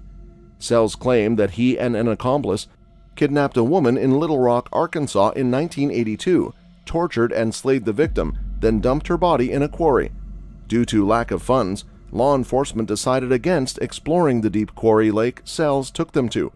Sells stated that he got a call from a prostitute whose car had broken down in 1986 while he was working for Atlas Towing in St. Louis. He suggested being physical instead of paying for the towing when he got to the car. Sells claimed that after she declined, he shot her and dumped her body in a river. Sells also revealed that he met a woman and her son in Salt Lake City, Utah, and went on a camping trip with them in 1988. In Gooding County, Idaho, Sells claimed to have slayed her and her son before dumping both of their bodies in the Snake River. Sells once admitted to police that he had slain a black man and thrown his body in a Chicago skip. He mentioned the precise street intersection where this purportedly happened, but no body was ever found. Additionally, Sells said that on January 27, 1989, After a botched drug sale in Truckee, California, he slayed a 20-year-old woman whom he had initially mistaken for a man. In the vicinity at the time an unidentified female body was discovered, it was known that Sells was there thanks to a report of an unconnected event. Additionally, Sells once alleged that he slayed 2 unnamed female hitchhikers in Roseburg, Oregon in May 1989. Finally, Sells brought up a number of other victims, including several gay guys at other rest sites along the interstate in Pennsylvania, whom he claimed to have slain and thrown in the Florida swamps while he worked there. The rush. I didn't do it for the sex. That scarf around your neck and just watching your eyes, it's sticking that knife in and just pulling and knowing it's sharp enough just go all the way up into. For him, the sight of the blood and the separation of the tissues after the cutting, that was the rush that he spoke about. And like heroin or cocaine, you need to have that every so often. As people, as you could from getting... It did not matter. Blood is blood. Tiny Tim, it wouldn't matter. Today, I might say, you know, Tommy, Dr. Stone, he's okay. You understand? I do. That's why there's this glass. I think Sells fulfills the criteria for psychopathy to a very high degree. In 1987, the state's attorney in Jefferson County, Illinois, decided not to file charges against Sells for the endings of the Dardeen family because his admission of the quadruple homicide was inaccurate with regard to some information that had not been made public, even though it was generally consistent with the facts of the case as they were reported in the media. Furthermore, he provided 3 different accounts of how he first met the family. In order to clear up their questions, investigators wanted to bring Sells to southern Illinois, but Texas refused, since Texas law forbids ending row inmates from leaving the state. The Allen B. Polunsky Unit, which is located close to Livingston, Texas, served as Sells's prison. He was taken into custody by the Texas Department of Criminal Justice on November 8, 2000. In 2004, Sells admitted that on October 13, 1997, he had broken into a house, taken a knife from the kitchen's butcher block, slayed a young kid, and fought with a lady. These particulars supported Julie Ray Harper's testimony, who had been acquitted in 2006 after initially being found guilty of slaying her son. Mind of a psychopath. Tommy Lynn Sells, once an innocent young boy growing up in St. Louis, claimed that at the age of 14 he developed an addiction to slaying. His chilling final statement reflects the dark and disturbed mind that would eventually lead him to become a ruthless slayer. He brazenly asked, "How many people have you slayed, Lord?" "Lord, I don't know. I don't know. I don't." 10. "Yeah, 20. Sells, who was currently on an ending row for one slaying, was suspected of being responsible for at least 17 more. His transient lifestyle allowed him to elude police for nearly 15 years, as victims were discovered from coast to coast. Psychopaths, such as Sells, are individuals who lack conscience, remorse, and guilt. It is their absence of these fundamental moral compasses that enables them to terrorize society with their heinous acts. Sometimes with a sexual angle, sometimes without, sometimes whole families. All bets are off when you're dealing with somebody like Sells.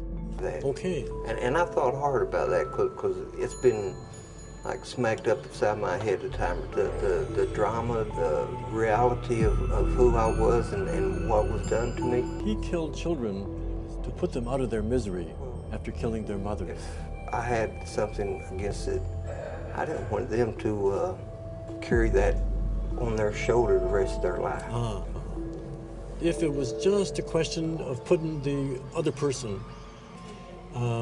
maybe you would have gone about it in a gentle way. Everything inside of you just ain't burning up. Well, you mentioned about the rush, yeah. and that makes a lot of sense. But I can picture the once of power over other people. They say a woman being raped, it's all about power.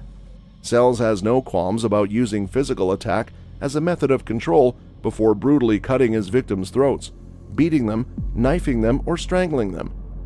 His methods were as random as the innocent people he targeted, creating a vicious cycle of violence. While interacting with Sells, it was impossible not to feel a sense of gratitude for the safety provided by the protective glass that separated him from society. His presence exuded pure hatred, which reflected in his gaze. As he looked at others, all he saw was hate, and in return, when others looked at him, they too saw hate. In analyzing Sells's final statement, it becomes evident that his mind was consumed by darkness from a young age. Research in the field of molecular genetics and brain imaging techniques suggests that psychopathy may be rooted in the brain, with some individuals seemingly born with predispositions to commit such heinous acts. However, it is important to note that not all individuals who exhibit early signs of psychopathy develop into serial slayers. The interplay of various factors, such as upbringing, environment, and individual choices, contribute to a path a person ultimately follows. Dr. Adrienne Rain has conducted extensive research on the brains of individuals scientifically identified as psychopaths. It was the best feeling I ever had in my life. And the first time I killed, every time I did it, it was that rush again. I don't know. 10? Yeah. 20? Probably. Billy the Kid making notches on my holster. They lack guilt. That's one of the reasons why they terrorize. When I look at you, I look at hate. When you look at me, you know what hate is. No more. No emotion, no. In the generation of emotion, it was structurally deformed in the psychopath. One notable finding is the presence of structural damage to a specific brain region called the amygdala. The disturbing case of the Dardenne family, where a sadistic crime was confessed to, exemplifies the callous and unemotional disregard for human life that is characteristic of psychopaths. The final images of this crime highlight the lack of normal emotional responses as their eyes fade and the pupils dilate. It's just like setting their soul free. Are you thinking and feeling when you kill someone? I'm after that feeling. What happened as you were killing her? Did she give birth to a baby? Let's not get into blood and guts. Why would that happen? I didn't want him to live through the pain I lived through.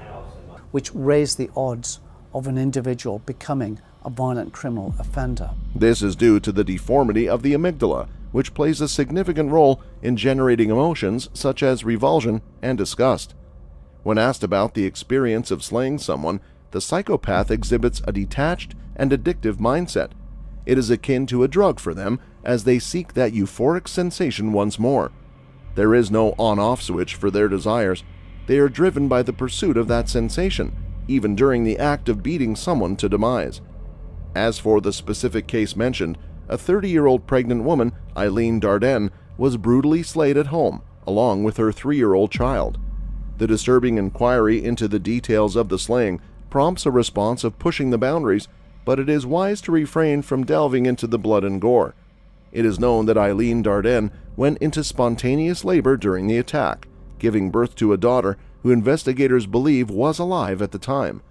Tragically, the newborn baby was also beaten to demise. Furthermore, the body of Eileen Dardenne's husband was discovered a day later, having been shot 3 times in the head. In summary, Tommy Lynn Sells's homicidal spree left a lasting impact on Crystal's life and the lives of the other officers involved. The investigation into Sell's actions and the consequences of his actions is crucial in understanding the complex dynamics of psychopaths and their behavior. In conclusion, the examination of psychopaths' brains has revealed structural abnormalities, particularly in the amygdala, which contributes to their lack of empathy and emotional response.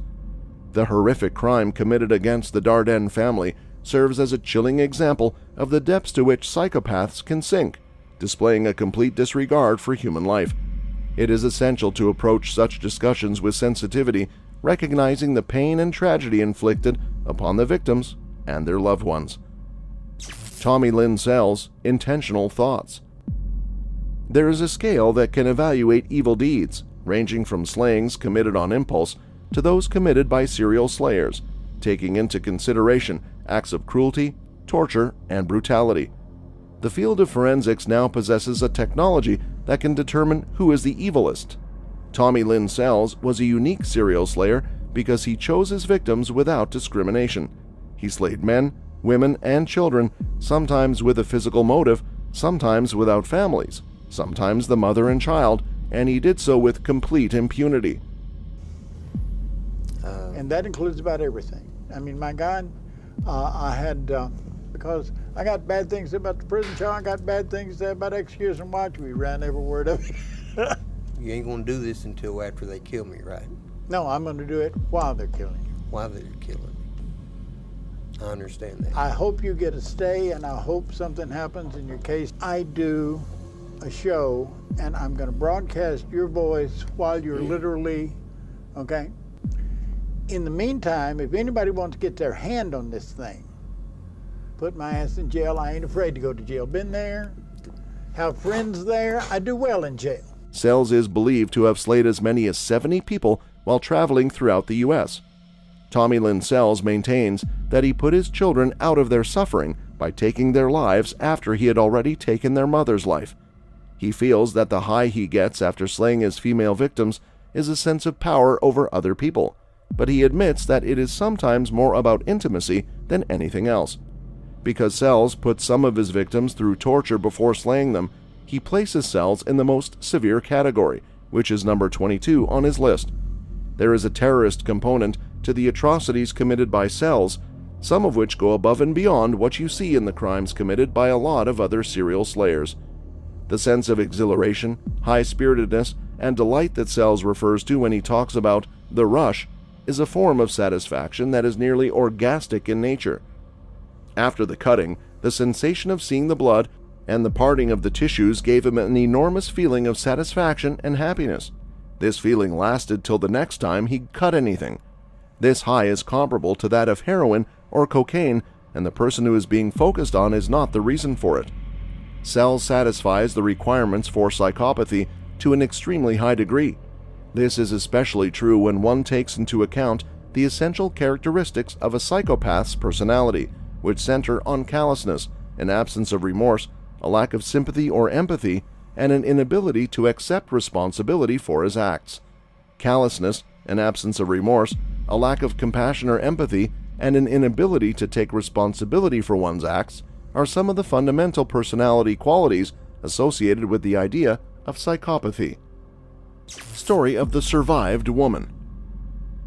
Fabienne Witherspoon, a 19-year-old woman from Charleston, West Virginia, was attacked by Tommy Lynn Sells, a notorious serial slayer who has confessed to slaying at least 50 people during his life-taking spree spanning 3 decades. Witherspoon was only one of 2 known survivors of the attack, and she felt sympathy towards him when she saw him under a bridge with a sign asking for food and showing her a photo of his wife and children. She decided to give him food and clothes from her friend's apartment while she gathered food items from the pantry. Sells had come into the house and gotten a knife, locked the door, and came up behind her. They were alone in the apartment, and she said he told her to do what he said and he wouldn't hurt her. At first, Witherspoon complied, but then panicked and looked out through the shower. She managed to fend off her attacker, wounding him in the process. Witherspoon said Sells told her he was going to physically attack her, and that's when she decided she was going to fight back. She grabbed a ceramic duck on the back of the toilet and started repeatedly hitting him over the head with the duck. In this struggle, Witherspoon managed to get the knife away from Sells and knifed him repeatedly.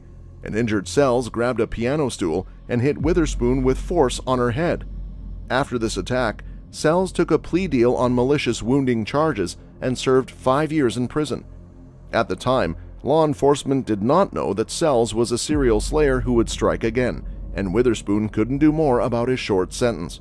She felt like it was her fault that he only got 5 years, as he never wanted to be stuck in that situation again where he could be at jeopardy of being hurt, so he turned to smaller people or children after that.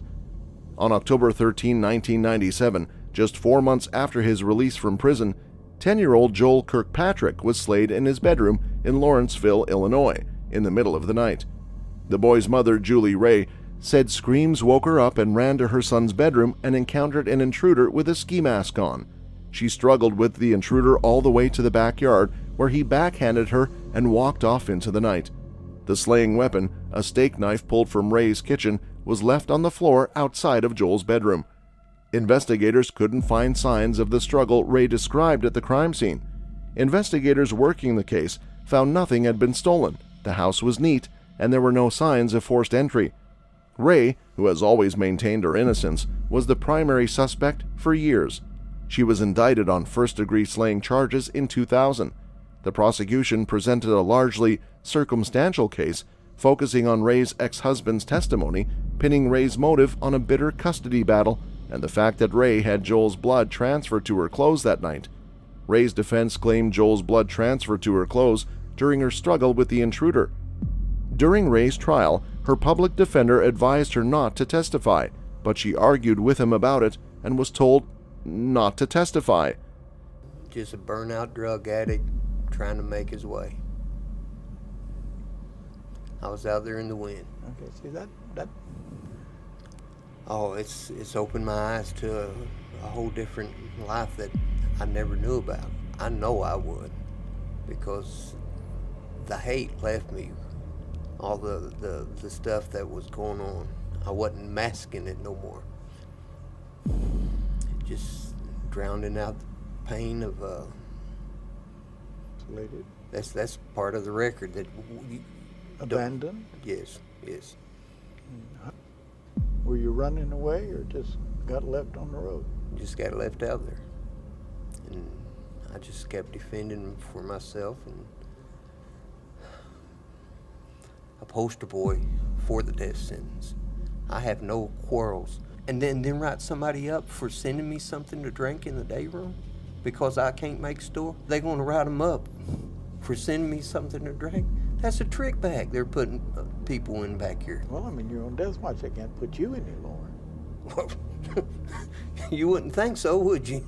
I remember, and I've had conversations with Wayne Scott, who moved Death Row over here after grueling. One of the witnesses her attorney called to testify was her good friend Dawn Hansel, who was asked to testify in her friend's first trial. Ray, a woman who was convicted of the slaying of her son Joel Kirkpatrick, was sentenced to 65 years in prison. After her conviction, Ray sat down for an interview with 2020, where she told her side of the story, something she didn't get a chance to do at trial. She was taken aback by the prosecutor's claim that an intruder would not break into the house with the intent to slay and not bring a slaying weapon, as Sells had done that on more than one occasion. Fanning then wrote Sells a letter telling him about the prosecutor's comments, which she did not tell him the name of the prosecutor, the name of the case, the town where it occurred, the time when it occurred, nothing like that. Fanning then wrote Sells a letter telling him about the prosecutor's comments. She wrote Sells a letter telling him about the prosecutor's comments, and Sells responded by writing, "About that woman who claimed someone broke into her house, was that, like, maybe on the 13th? I was shocked because that was exactly when that crime occurred."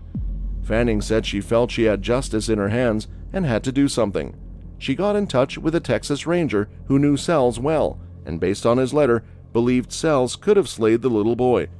In 2003, Sells was interviewed by police and gave a detailed confession to slaying a boy and described how a woman tried to fight him off. According to Bill Clutter, an investigator with the Illinois Innocence Project, Sells recalled details about Joel Kirkpatrick's slaying that he would not have known unless he was there. Ray had been in prison for 2 years when an appellate court ruled to vacate her conviction based on a technicality, but prosecutors decided to retry the case. Ray, armed with a new defense team through the Center on Wrongful Convictions, used Sells' audio-taped confession at her second trial in 2006. The prosecution, which has always maintained that Ray slayed her son, claimed Sells' confession was a fabrication. She was found not guilty, and the state of Illinois granted her a certificate of innocence.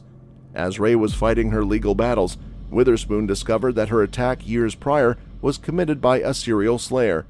Witherspoon felt that if she had fought harder to keep Sells in prison, maybe Joel could have been saved. Impact of the case on society. The case of Tommy Lynn Sells, a notorious serial slayer, has left an indelible impact on society. Sells' gruesome crimes and the subsequent investigation and legal proceedings have revealed the terrifying reality of serial slayers and their potential threat to the fabric of society. The revelation of Sells' heinous acts shook communities and instilled a deep sense of fear in the public. The idea that an individual could commit such brutal crimes with apparent ease left people questioning their own safety and the safety of their loved ones. The case ignited discussions on personal security, leading to increased vigilance and heightened public awareness regarding potential dangers in their surroundings. Fear became an unfortunate but necessary part of daily life for many, altering the sense of trust and community that had once prevailed. The Tommy Lynn Sells case exposed several shortcomings within the criminal justice system: inefficiencies in law enforcement coordination and communication, delays in investigations, and gaps in sharing crucial information among agencies came to light during the investigation. This led to a push for reforms to enhance the effectiveness and efficiency of law enforcement efforts in combating serial slayers. Improved training, resources, and interagency cooperation became focal points in addressing the systemic failures revealed by Sells' case, aiming to prevent similar tragedies in the future. The investigation and analysis of the Tommy Lynn Sells case provided valuable insights into the realm of criminal profiling and forensic science. As law enforcement agencies worked tirelessly to understand the motives and patterns of Sells' crimes, they sought the assistance of behavioral analysts and forensic experts. The case contributed to the development of more sophisticated profiling techniques and forensic methodologies, enabling investigators to better identify and apprehend serial slayers. Advancements in DNA analysis and evidence collection techniques have played a crucial role in linking suspects to crimes, resulting in more accurate identifications and convictions. The Tommy Lynn Sells case sparked significant interest in the psychological aspects of serial slayers. Researchers and psychologists delved into the depths of Sells' psyche, aiming to understand the underlying factors that drive individuals to commit such horrific acts. The case provided valuable data for studying psychopathy, exploring the role of childhood experiences, brain abnormalities, and genetic predispositions. The knowledge gained from such research contributes to the ongoing efforts to identify early warning signs and develop preventive measures against the development of psychopathic tendencies. The media frenzy surrounding the Tommy Lynn Sells case captivated the public's attention, with extensive news coverage and documentaries recounting the chilling details of his crimes. Serial slayers have long fascinated popular culture, and Sells' case added to the existing fascination. His story found its way into books, movies, and television shows, further perpetuating the public's intrigue and curiosity about the minds of these slayers. However, it is important to approach such media portrayals responsibly, ensuring a balance between entertainment and the ethical considerations surrounding the victims and their families. Last words. A Del Rio judge scheduled Sells' ending for April 3, 2014 on January 3, 2014. At the Texas State Penitentiary in Huntsville, Sells' ending sentence was carried out. When asked whether he would like to make a closing statement, Sells responded, "No." I was going to say, come on now, Ray. I'm 73. Yeah. And I thought I did a good job. Excuse from watching Prison Show? Well, the We'll do that. execution watch. The Okay, execution tell me watch. about it. What's on the record, what we go by.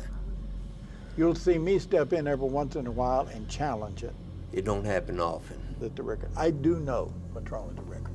If you read the newspapers, all you got to do is say there wasn't an arson, so that doesn't come out. It's in the newspapers this week. Or the jailhouse snitch. Yeah. There wasn't no confidence It wasn't about no, it was, He it get was up a there bald and- snitch. Yeah. He took a few deep breaths, closed his eyes, and snored as a deadly dose of pentobarbital was injected. He stopped moving after less than a minute. He was declared dead at 6:27 p.m., 13 minutes later. Members of the Harris and Perez families, as well as Crystal Searles, were present for the ending. Tommy Lynn Sells and psychopathic traits. Tommy Lynn Sells exhibited several psychopathic traits throughout his life and criminal activities. Psychopathy is a personality disorder characterized by a lack of empathy, remorse, and conscience, as well as manipulative and impulsive behavior. Sells' case exemplifies the dangerous potential of these traits, combined with a propensity for violence. Now, my first question to you. Yeah. If I've heard you say over and over times you know yourself that record be wrong. because I thought we was going. Okay.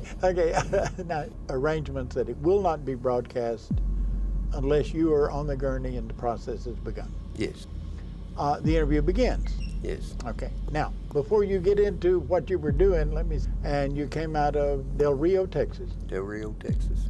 And you live in Del Rio, Texas. Where you from? I've interviewed Gypsy Childs down here before. What were you doing out Del Rio? You lived on the road everywhere. Yes.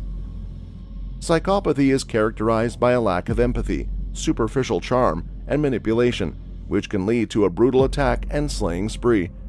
Cell's charismatic and superficial charm allowed him to manipulate and deceive others, gaining trust and exploiting vulnerabilities. His impulsive and reckless behavior allowed him to continue his slaying spree for an extended period, evading capture. Psychopaths often display a lack of long-term goals and responsibility, focusing on immediate gratification and personal gain. Cell's exhibited this trait by engaging in impulsive and violent acts without considering long-term consequences or the impact on his own life. Deception and pathological lying are common characteristics of psychopaths, who are slayed manipulators and pathological liars. Cell's ability to fabricate stories and provide false information contributed to his evasion for justice for a considerable period. Understanding these traits can contribute to the identification and prevention of potential offenders and inform efforts to improve mental health interventions and rehabilitation programs for individuals exhibiting psychopathic tendencies. That's all for this video, folks. We'll see you next time.